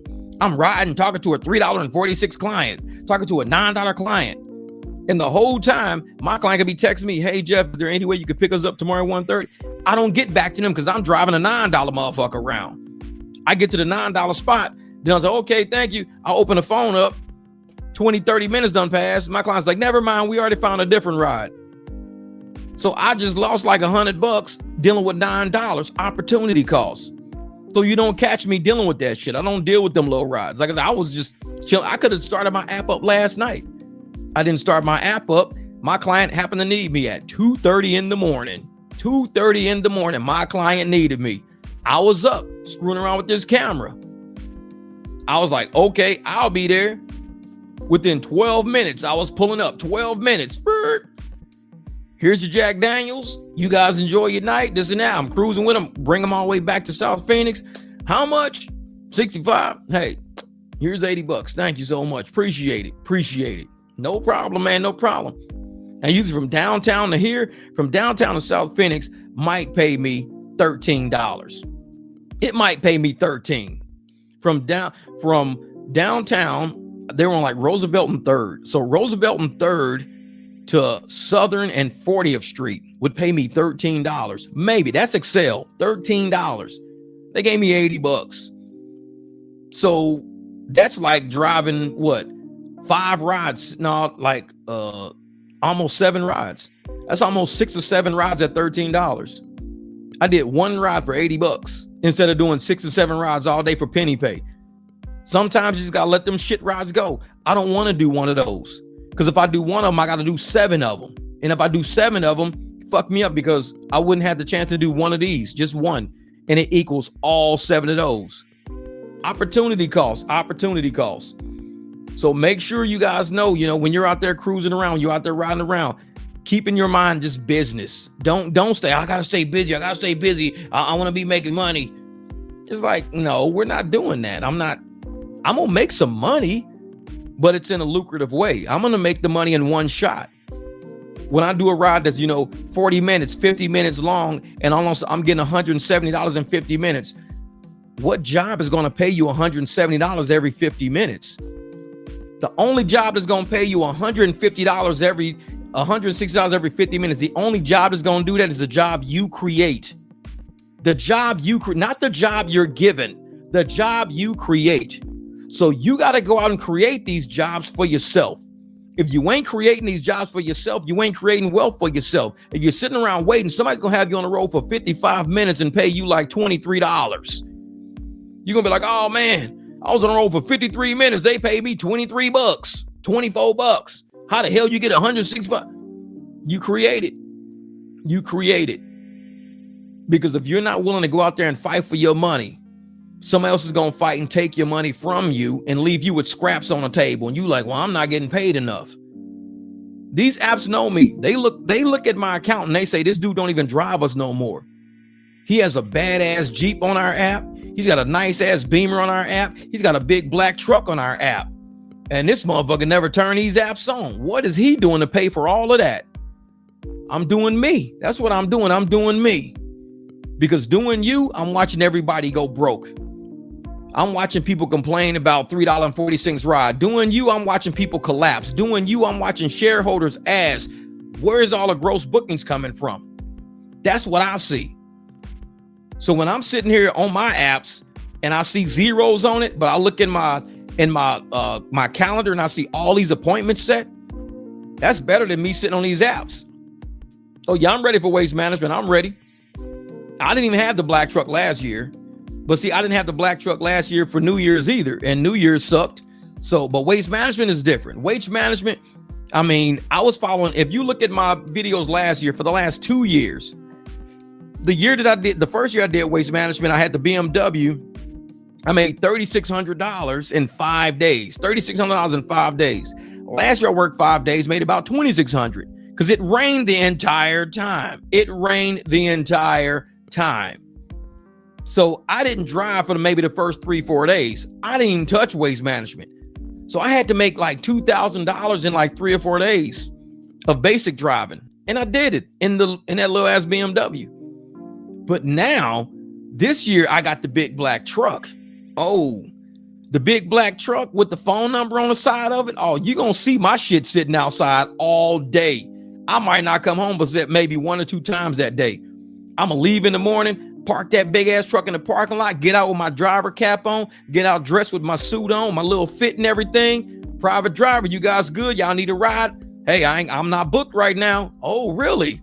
You got a card? Because we need to book you for later. Here's my card, man. Clean ass driver. I'm marketing myself heavily during waste management, marketing myself heavily. I'm not sitting around waiting for the apps to give me $30 rides. Here's $30, Jeff, for 10 miles, charging giving me $3 a mile during waste management, but probably charging somebody else like $7, $8 a mile.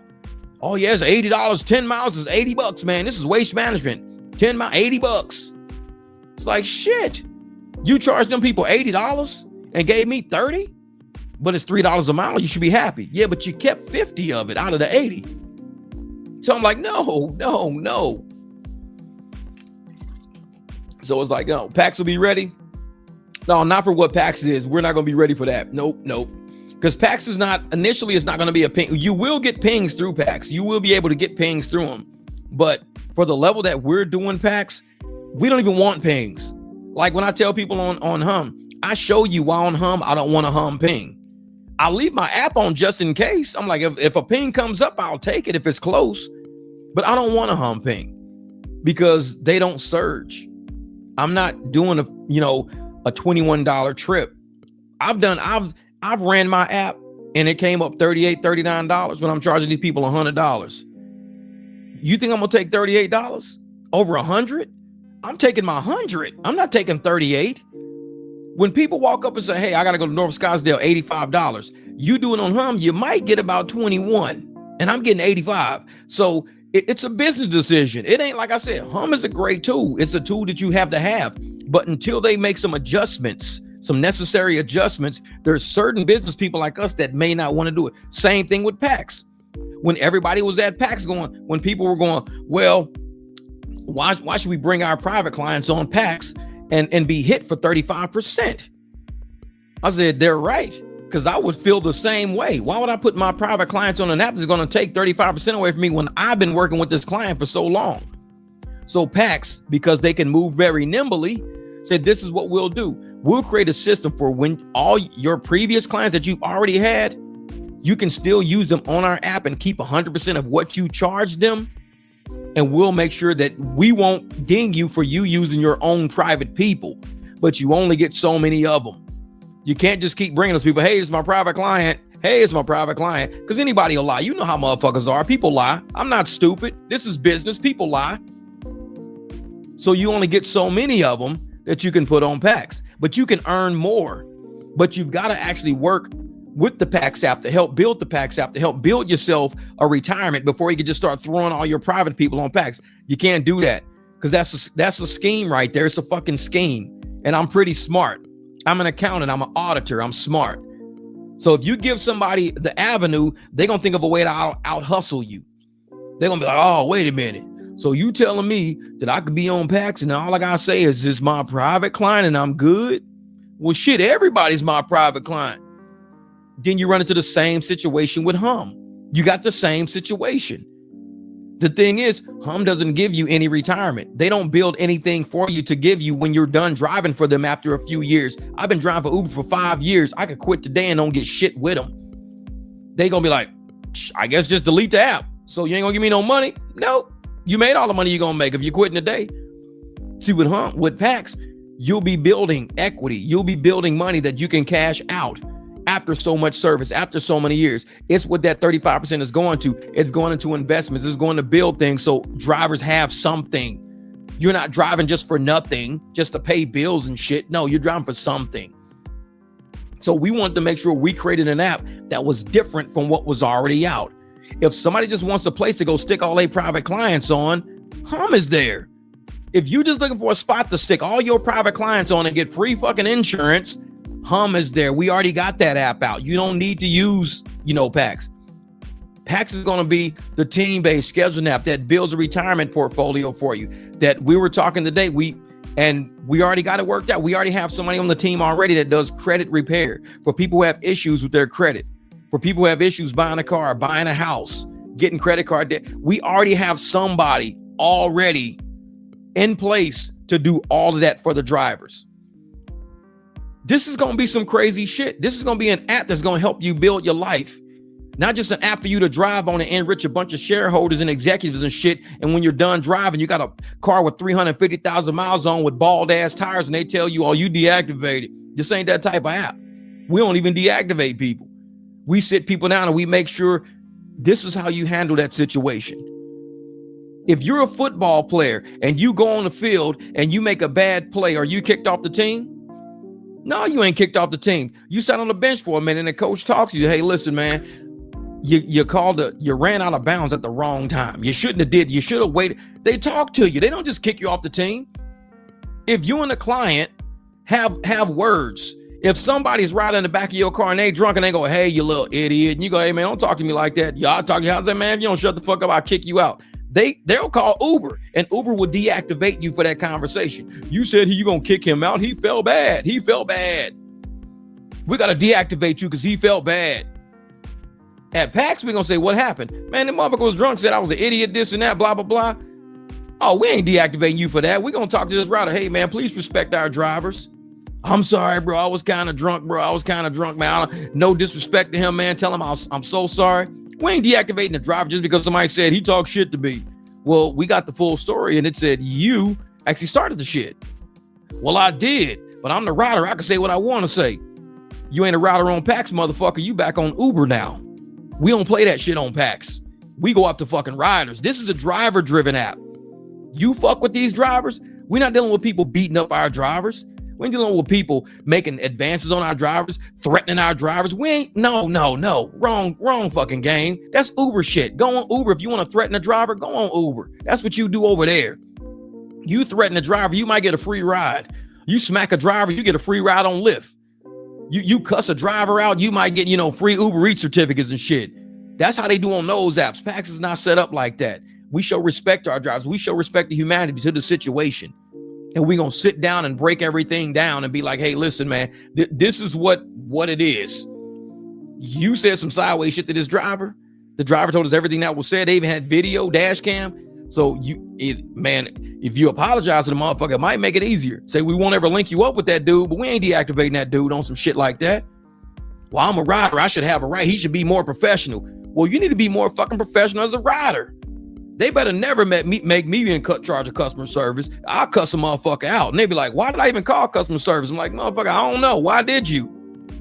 Because if you called here just to get me to fire somebody who has a family at home, to fire somebody that's got a car they got to pay for, to fire somebody because you had a bad day and said some sideward shit to one of our drivers, I'll kick you off our fucking app. This is a private app. This ain't a public app. This ain't a publicly traded company. This is private. You can't do that to people. Drivers are humans too. So that's probably why I don't work in customer service. Because I'll hear some bullshit in the heartbeat and be like, man, I don't know who the fuck you think you are. But you don't pay enough to talk sideways to drivers. You don't pay enough for that shit. When you start dumping $40,000 a ride, yeah, we'll talk. When you jump 40 G's on a ride, we'll talk. Motherfucker, you paid $19 like everybody else. You gonna give some respect to these drivers. Motherfucker, I ain't never calling customer service again. Good, because you wasting my fucking time. Don't ever make me in charge of customer service because I don't play that shit. And Uber will be known as the punishment app. I know it. Uber's going to be the punishment app. And that's the thing. I've kicked so many people out, some I even drag about. Sometimes you got to get these dusty motherfuckers about the car. But and that's the thing though. Yeah, that's what we're talking about, having cameras in all the cars and PAX. Right. We're talking about having cameras because we want riders to know. We know exactly what's going on. You can't call us and bullshit us. We know exactly what's going on. Cameras in every car. So if you got a camera, that's your protection against one of these lying people. Oh, we gonna sue you. Sue me for what? For what you said to me? Play the camera back. Oh shit, you had a camera? Yeah, I had a camera. What the fuck you think this is? I got a camera. Oh, okay. Well, all right. Then I'm not gonna press charges. Press charges for what? We finna counter sue your ass.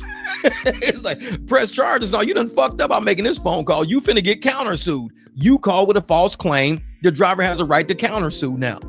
So hopefully your motherfucking ass got a house because somebody's man. Exactly. They'd be like, oh, I'm sorry about that. I'm sorry. Yeah. Just like that one video where that lady tried to slam on her brakes and that car behind her stopped in time. The lady slammed on brakes. The car stopped in time. So the lady who slammed on her brakes was like, she threw the car in reverse and backed up and hit the fucking car. I was like, and then try to get out and say, you hit me. I was like, she fucking reversed like half a car length and said, bam, smacked that car, got out and accused that lady of rear-ending her. This is why you need dash cams. Because if that lady didn't have a dash cam, everybody would be like, man, she probably was following her too closely. She probably rear-ended that lady. She hit that lady car, man. She probably wasn't paying no attention. She was probably on her phone, man. They would never believe somebody stopped in the middle of the road and reversed and smashed into somebody's car. You wouldn't believe that shit unless you saw it. It's like, man.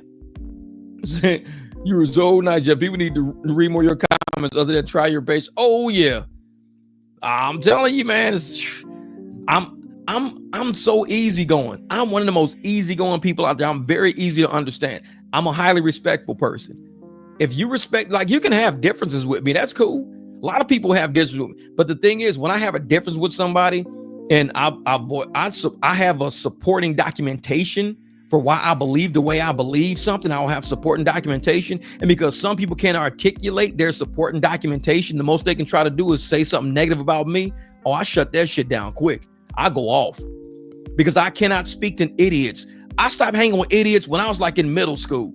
Once I realized I was not like just normal stupid, like a stupid 7th grader, stupid 8th grader, that I was actually making good grades and shit. And I was like actually figuring out algebra and shit. Like I was like, man, I'm a great speller, algebra. All my papers are, people be like, dude, who wrote this paper? You? Yeah. Damn, this is a good paper. Can I use this as an example? Knock yourself out. Once I realized that shit, I quit fucking with stupid people. So it's been a long time in my life I ain't had to deal with stupid people, but they still exist. And they cross my path. And I tell them, you gotta keep that shit moving. I ain't gonna be your friend. Like I give a shit. I ain't gonna subscribe to your channel. Like I give a shit. I ain't gonna watch your video. Like I give a shit. It's like, you stupid. I don't gotta deal with you. Keep it moving. Intelligent people know. And we bond together. We conglomerate together. We say, hey, listen, let's build something. Let's do something. We're smart enough. We can figure this shit out. Let's do this. Let's do this. That's what smart people do. Stupid people, they can keep going. The way you flipped it on that dude cracked me up. I know. Oh yeah, I be going off on some people. I be going off because they ain't got no common sense. They think, and I think a lot of people get on YouTube and they see some YouTubers just take whatever they give them. I'm like, that's some days I might do that. I might not even bother with them. All right, whatever, man, whatever. But some days they try to come at me sideways on some dumb shit. So I come back at them. Oh shit. Oh, you an asshole. If you can't take criticism, you shouldn't be a YouTuber. No, it's not that I can't take criticism or not. I give criticism back. You come at me with some dumb shit, I come at you some dumb shit. So maybe you shouldn't be on YouTube if you can't take a YouTuber criticizing you back. Maybe you in the wrong space. Take your ass to Facebook somewhere. It's like, cause I'll criticize your ass back. You say this and I'll say that right back at you. No, you shouldn't be no YouTuber. You can't take criticism. No, motherfucker, I'm not your doormat. That's a difference. Maybe you having a shitty day. Maybe you got low energy today or some shit. And you just feel like walking on somebody. You say, oh, here's a YouTuber. Let me walk on him. Nah, wrong. I'm not a doormat, dog. I'll say some shit back to hurt your feelings. And I'm gonna unsub you. I'm done with you. I'm unsub. Good. Been trying to get rid of your ass for a minute. Good. I'm that guy. But man, what up, Serious Black Dog? And I tell folks, man, it's like I'm all for people coming in here, having difference of opinions, talking through, debating stuff, going back and forth. But if somebody here just trying to attack somebody, oh shit, I'm good at that. I'm good. I grew up in the hood. I'm good at that. We can go. I'll use the Joan on people all the time. I can talk shit with the best of them. I'm good at that.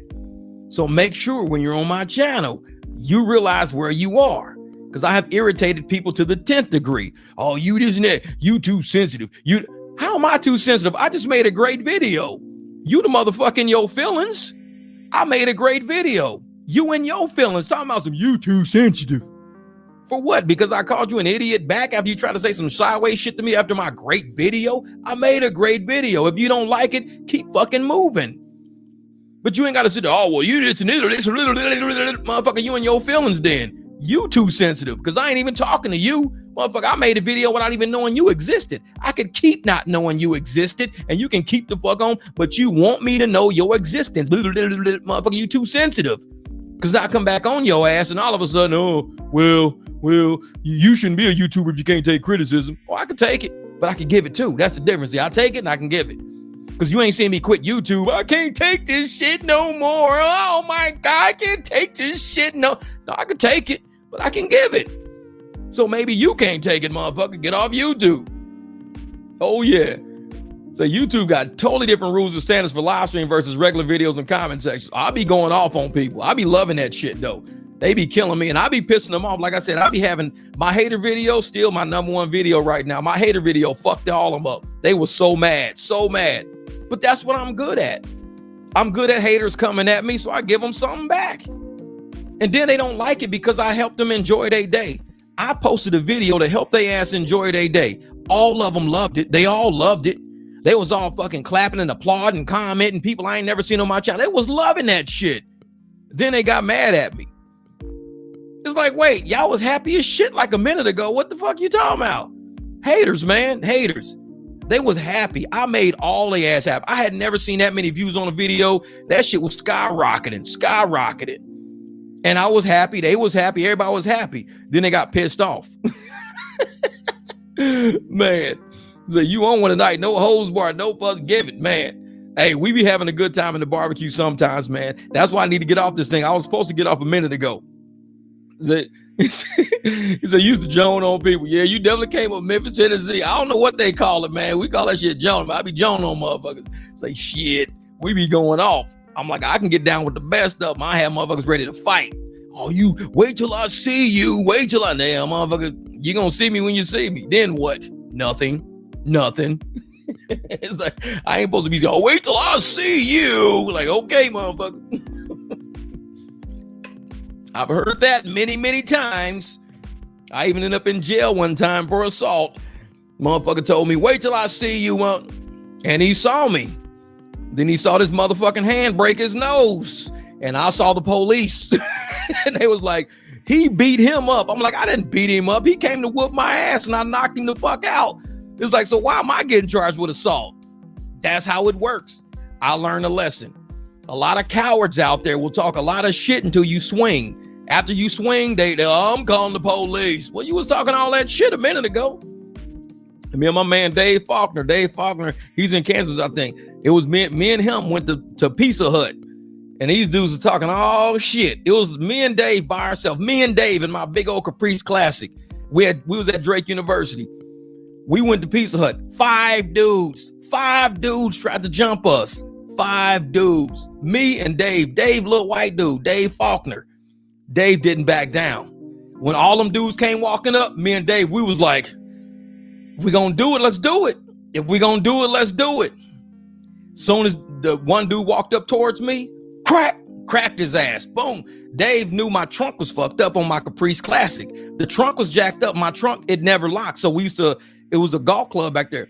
We was right next to my car. So as soon as I hit dude, he dropped. The other dude started coming around the car. Dave grabbed the big ass golf club because my trunk was fucked up. It wouldn't even stand up. The golf club would hold the trunk up. He grabbed the golf club out the trunk and came back around like this. Man, all them dudes stood back like, man. Dave was a little skinny white dude back then. He was like, Dave wasn't taking no shit though. He was like, hey, if you want my boy Jeff, shit, we all going down together. Dave got that golf club. He was like, come on, step up. He was finna hit a motherfucker with a 1 wood. Man, that shit was funny. He says, if you hit Jeff, you better run for your life. You have any sense at all. I mean, and that was the funny thing. And like I said, Dave Faulkner, he probably still on my Facebook page to this day. Because I know he's on my IG because I see him every once in a while.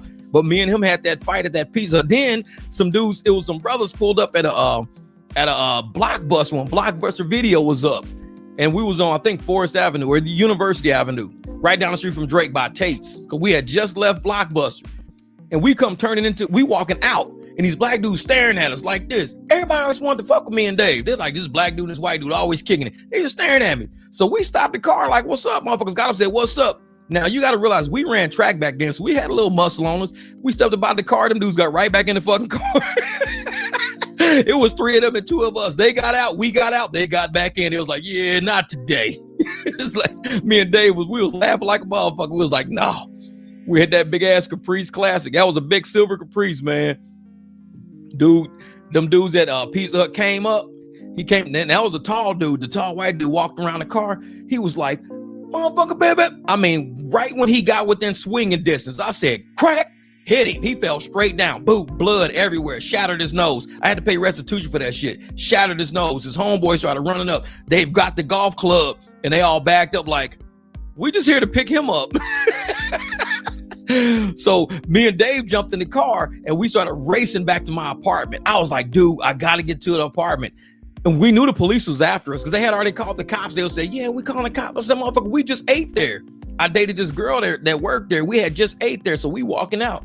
Man, no sooner than I pull up to my damn apartment, police came flying up out of nowhere. I gave Dave my car keys. I was like, man, they gonna take me to jail. So Dave, he locked my car up and everything. It was already by my apartment, locked my apartment up. Coach, we had to run at was it Kansas or Kansas State or SEMO or so? We had to run somewhere. We had to run track. So Coach Sterling had to call Chad Bishop. Now, Chad Bishop, he was my old roommate. That was my buddy right there. That's my buddy. And we're like best friends, but he's now the director of wildlife at the University of Montana, or he's at Montana State. I don't know what Chad does. I should probably text his ass. I ain't text him in a minute. We text each other back and forth, but he's the director of wildlife at Montana State right now, or at the University of Montana. One of them. I don't know. So he ended up, so his dad came down to the jail because his dad was Richard Bishop. Richard Bishop was the chief of the Department of Natural Resources Wildlife Division, Iowa Wildlife Division. So his dad was Richard Bishop. So Richard was like, well, I'll go get Jeff out of jail. So he came down. He said, we'll post bail for you, whatever, this and that. The bus already left. So everybody already went to the track meet. I'm by myself because everybody took off already. So I'm riding the car and he's just shaking his head. He's like, you're going to tear your life up. You're going to mess your life up. This is, you out here fighting. You out here running the streets. You're going to mess your life up. And Richard Bishop, he was like very matter of fact. He was one of those dads. He was like, you're going to mess your life up, Jeff. You got the whole world ahead of you. You're going to mess your life up. You're already in jail. You're going to mess your life up.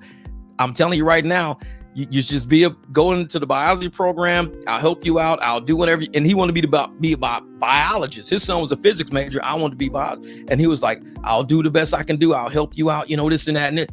He bailed me out of just make sure you go to all your court cases. Make sure you do your community service. Make sure you pay your restitution. I'm doing everything I can to keep you from going to jail. Because I was in jail for like probably 8 hours. And they didn't even put me in a big jail. They still had me in a holding tank by the time he got there. But I was supposed to go to jail if he didn't come. Now, he's the chief of Iowa Wildlife at the Department of Natural Resources. This is the guy. And he came to bail me out of jail. So for them to see his name on paperwork of somebody getting bailed out of jail was probably like, did you bail somebody? Was this guy, is he your son or something? Like, no, Chad don't get in trouble like that. Chad don't get, no. It's like, this is Jeff. This is his buddy. So it was one of those things, man. Wait, Jeff's response, what was that? No, says, you're a big ass who's friendly, so you just think like let BS slide. I get some same mess. Once they see you ain't playing, they always back down, though. I'm telling you, man. I'm telling you. This was that Figured Owl on YouTube just shot a warning shot set off on. Who's Figured Owl? Nobody knows who that is. Fiddy-gal, whatever. Who knows who that even is? Who knows who that is? Yeah. Wait a minute. Oh, how much did I have to pay? I don't know. Back then, I had to, I think it was about $140. It was in Iowa. It was back in like 92, 93, 94. It was way back then. So it was about $140. It was about $140 I had to pay. And we didn't have jobs back then. We was college kids. We didn't have jobs or nothing like that. So it's like, man. Oh yeah, he flipped the dude's own words right back at him as if dude was the unskilled one, and Jeff was nice about it. Oh yeah, talking about the dude who said that drivers are unskilled laborers or something like that. He says drivers are unskilled. He says you guys should be happy just to have a job. Drivers are unskilled. And I said, wait a minute. For one thing, this ain't no fucking job. What job do you pay thousands of dollars a week just to have? You know how much money we pay to do this shit? I'm like, look at all of our fees we got to pay. Look at the Uber fees, the Lyft fees. Look at the insurance we got to pay, the car notes. Look at all the shit we got to pay. This is not a job. You ain't at no W-2 paying $1,000 a week to make $1,000. That's a zero-sum game at a W-2. If your boss charge you $1,000 just to make $1,000, you'd be like, what the fuck am I working here for? So no, this is not a job. This is an investment. It's a business. This is what we do. We pay thousands of dollars a week to get our money back. That's what we're doing it for. And if it's not about skill, you tell me, what the fuck do you do for a living? I said, because what we do for a living, I could kill somebody today. All I got to do is get in my car and not have the skills to drive this fucking car. I could excuse me, I can lose my skills on the highway, lose my skills in traffic, lose my skills doing whatever. I can lose my skills of knowing how to operate this car and the way I operate it, lose my skills, and I could kill somebody today. What do you do in the office that would kill somebody today? Fucking stapler? Like, what do you got? What skill do you possess that will possibly have somebody die if you didn't do that skill correctly? There is none. You driving around ton vehicles all damn day. We ain't killed nobody yet. Takes a lot of skill. That's what I would think. It takes a lot of skill. I mean, you got to have a license to drive it. They don't just give it to you. You don't need a license to file papers. So if I go and get an office job and I start filing paperwork, then am I going to need a paperwork filing license? Hey, man, you got a driver's license, you got a nurse license, and you got the paperwork filing license. You need a license to file paperwork? Yeah, we need to make sure you know how to file paperwork because you can kill somebody doing that shit. It's like, okay. It's like, no. Yeah. So you mean to tell me that we're paying Uber and Lyft to work for them? What the fuck? Oh, yeah. I'm like, shit. And that idiot, I should not tell people, like, open up your fees. Tell me what fees you see all over. Every time you do a ride, what are the fees? You think Uber says you are their customer. They say the rider does not pay Uber. The rider doesn't pay Uber. The rider pays us, the driver. This is all of our income on our 1099. The $100 the rider just paid is on my 1099. The $100 is on my 1099. I gotta say, I have $50 in platform fees. I pay Uber $50 in fees to be on this platform to get a ride from this $100 driver.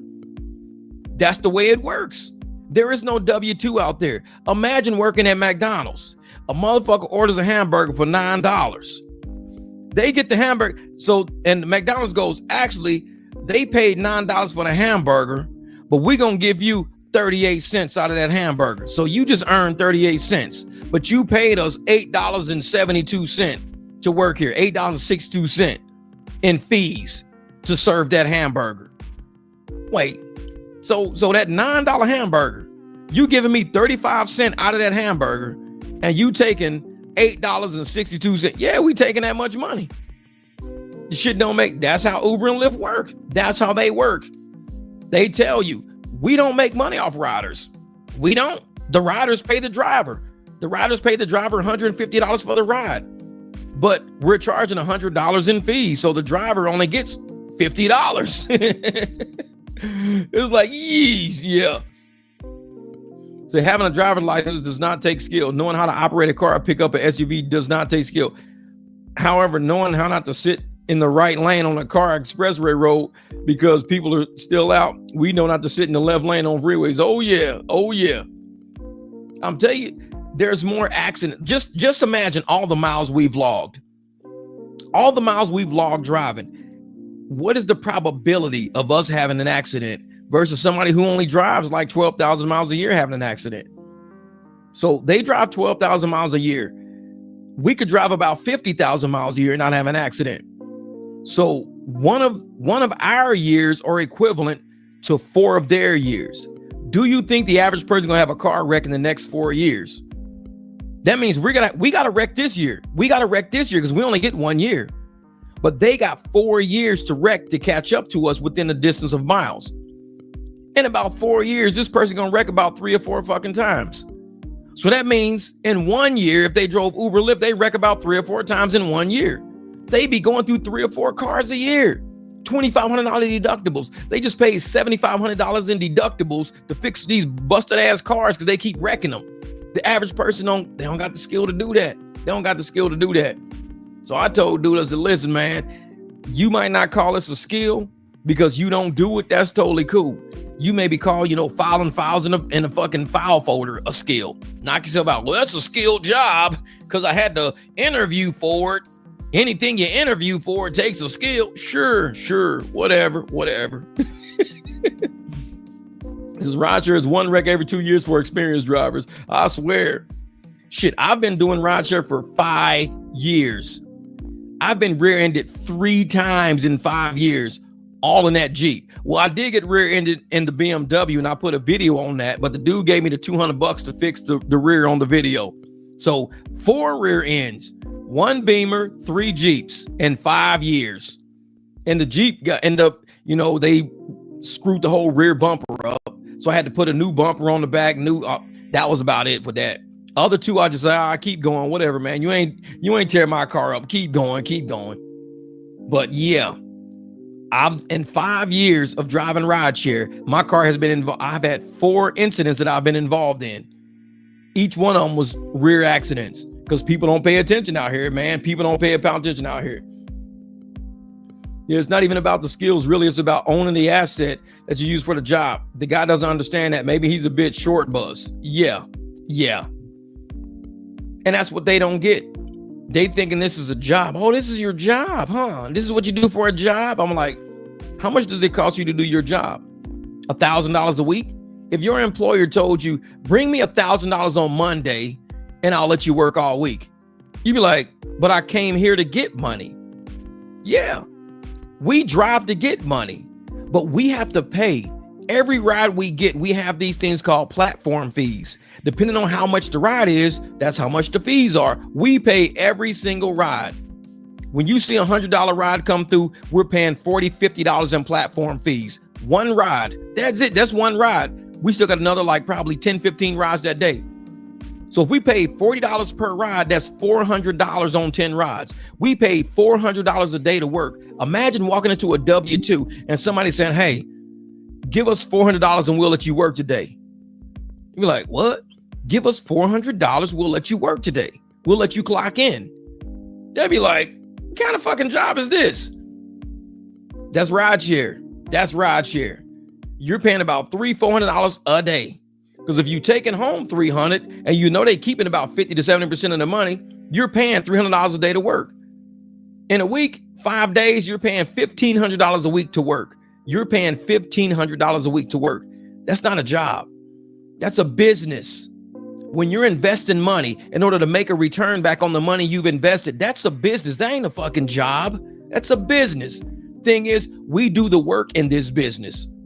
We do the work in the business and everybody else is getting the benefit of us until we start doing private rides. That's when people go, oh shit, they doing these business cars is a big problem. Oh yeah.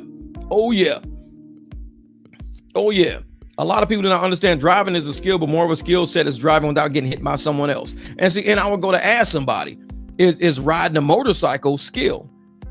Is riding a motorcycle a skill set? Because if riding a motorcycle is a skill, why wouldn't driving a car be a skill? I mean, you think riding a fucking unicycle is a skill? Imagine riding a unicycle. Is riding a unicycle a skill? If you can say, yeah, riding a unicycle because you need training, man, unicycles are hard to do. Okay, so is riding a motorcycle a skill? Yeah, it's a skill, man. You got to be a skilled motorcyclist. You got to have the skills to do it. So how come driving a car ain't skill? Because it's 4 wheels. If it's 4 wheels, you don't need skills. You only need skills for anything that's under 4 fucking wheels. Is driving an 18-wheeler a skill? Oh yeah, because it's more than 4 wheels. See, anything with 4 wheels, you don't need skills. Only 4 wheels, you don't need. No, 4 wheels means the average idiot is given a license to drive, and half these motherfuckers can't drive. That's the problem. People got cars and they don't know how to drive them. They wrecking all the fucking time. Insurance companies leaving whole states because people keep wrecking their shit all the time. People think 4 wheels means you don't need skills. That's why people wreck all the time, because they think it's got 4 wheels. You don't need to have any skills. You get a license and you just drive it. It's easy. Okay.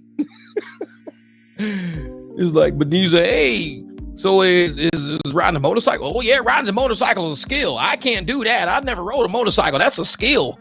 I never rode. So anything you could do means it's not a skill, but anything you can't do, you consider it a skill.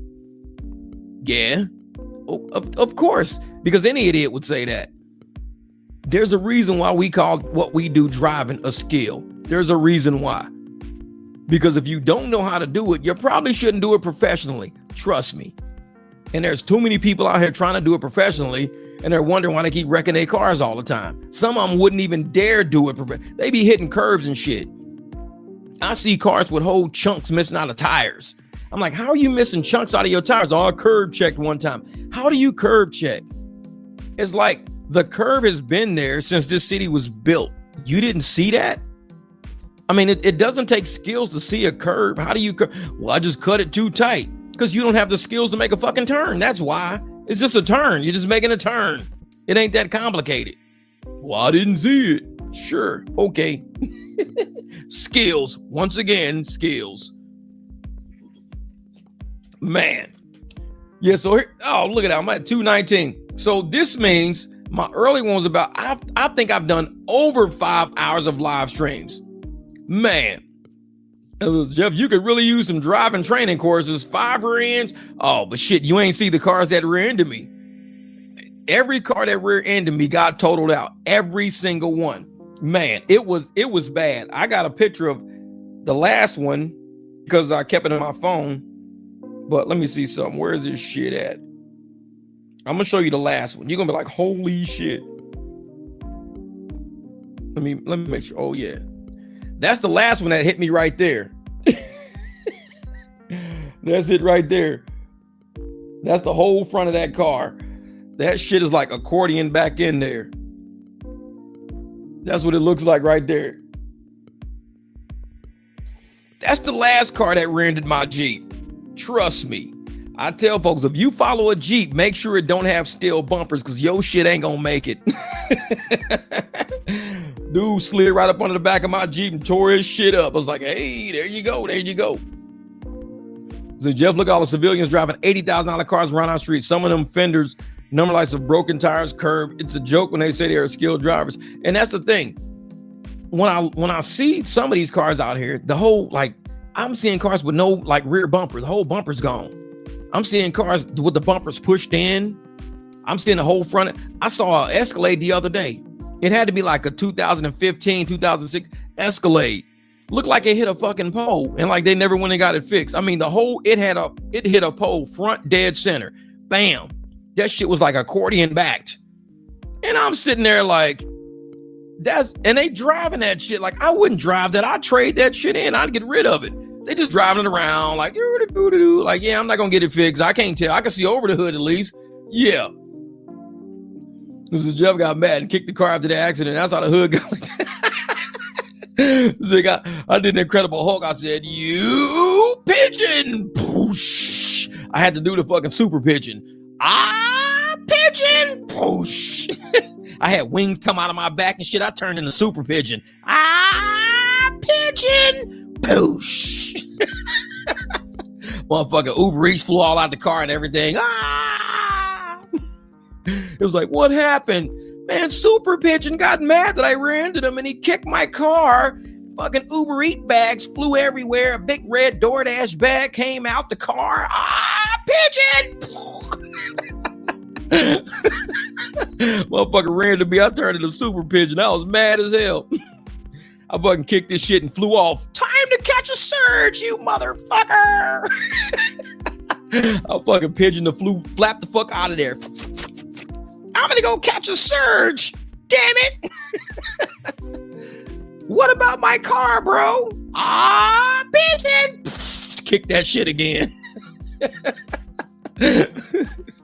Like, man, don't fuck with me. I'll turn into Super Pigeon. Super Saigon Pigeon. Man, I knew I had a big P on my chest. Motherfucker hit that car, boosh. I jumped out, motherfucker. I probably had an Uber shirt on at the time. Motherfucker Uber shirt transformed, just had a big ass P in the middle. Wings came out of my back. I grew a big ass beak. My motherfucker feet turned into chicken feet. I walked up. I was like, pigeon, boosh. Fucking hood just crumbled. It was like, what are you doing? You rear-ended me. I'm Super Pigeon. It's like, how the fuck you a super pigeon and you got chicken feet? Like, motherfucker, bark, bitch. You don't fuck with super pigeon shit. I'll fuck your car up. Like, man, motherfucker be like, I ain't got no car now. Poosh. Kick the car. Now you do. What's that? Leaving feathers all over the ground. Motherfucker leaving evidence. officer, like, who was here? Like, I don't know what he looked like. You know, he was tall, he was black, he had a beak, he had like feathers. Here's a feather on the ground right there. Bring out the spatula. I brought the spatula and whacked his ass with it. Bitch! It was Friday night. I hit him with the spatula. The cops be writing at his note. Friday night, hit him with the spatula. Pigeon. That's all I know. Pigeon. They capped the pigeon with the shoe. They the shoe of titanium AR. Motherfucker, I'm taking every ride. I got my eyes burning down. I got titanium AR. I'm past platinum. I'm titanium AR. I'm taking every ride. Motherfucker, even when a rider try to cancel, oh, you just canceled on Super Pigeon? Wait till I get there. I fucking roll up. They be like, hey, bro, we already canceled you. Pigeon. They motherfucking ass take off running. I'll be running behind them and shit. Chicken feet smacking the ground. Come here, you motherfuckers. You canceled me. I got titanium AR. I'm like, bro, that motherfucking giant pigeon chasing us, bro. Go, bro. Who the hell is that? That's Super Pigeon.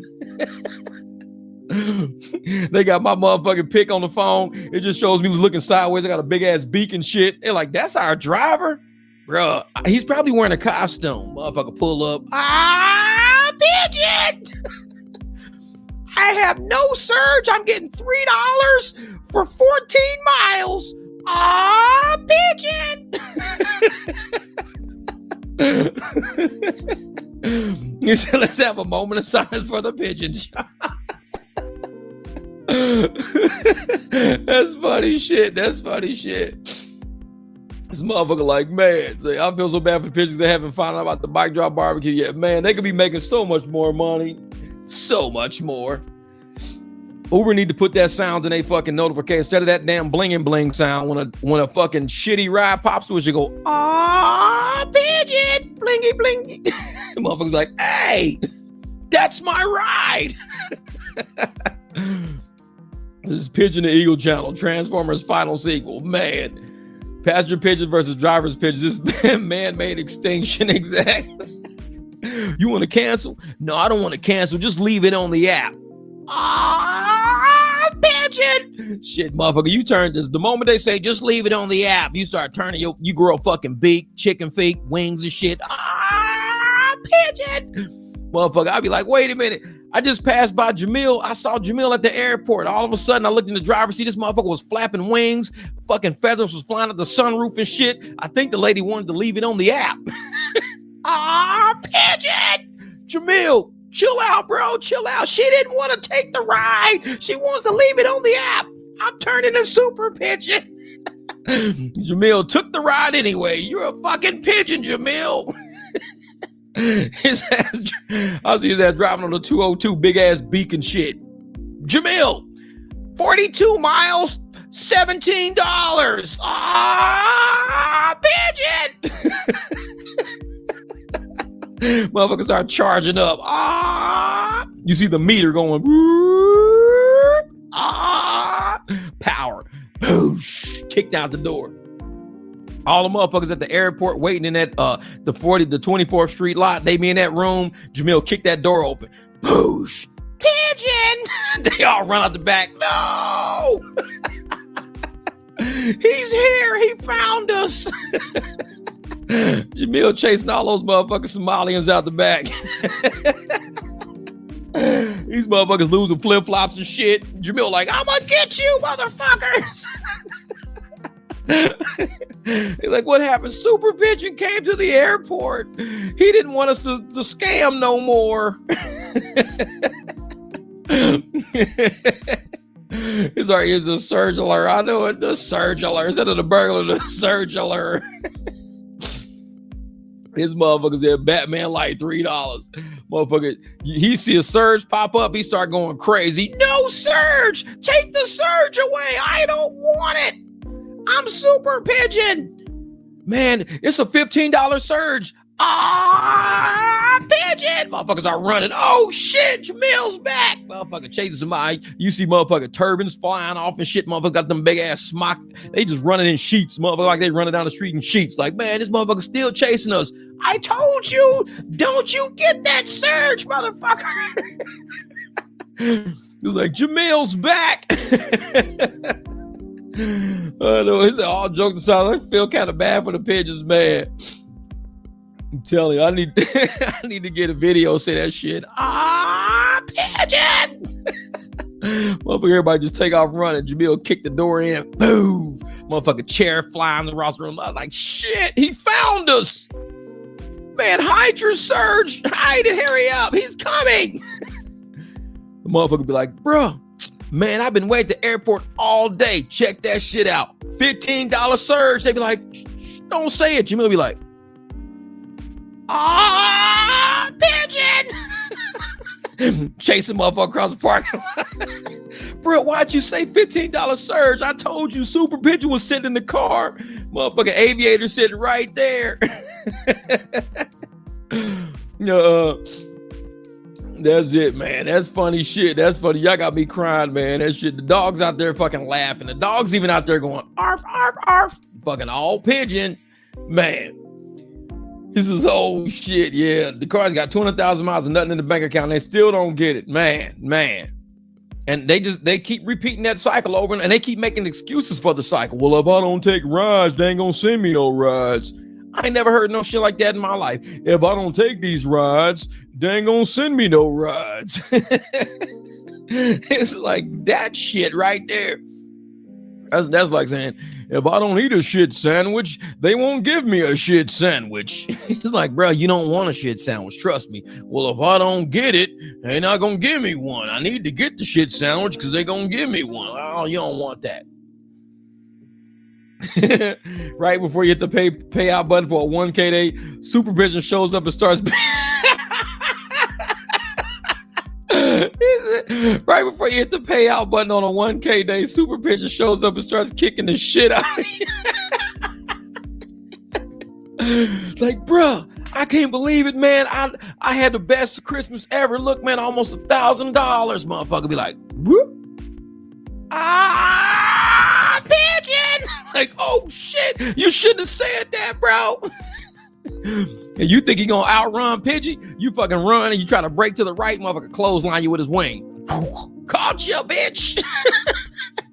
Time to get your ass kicked.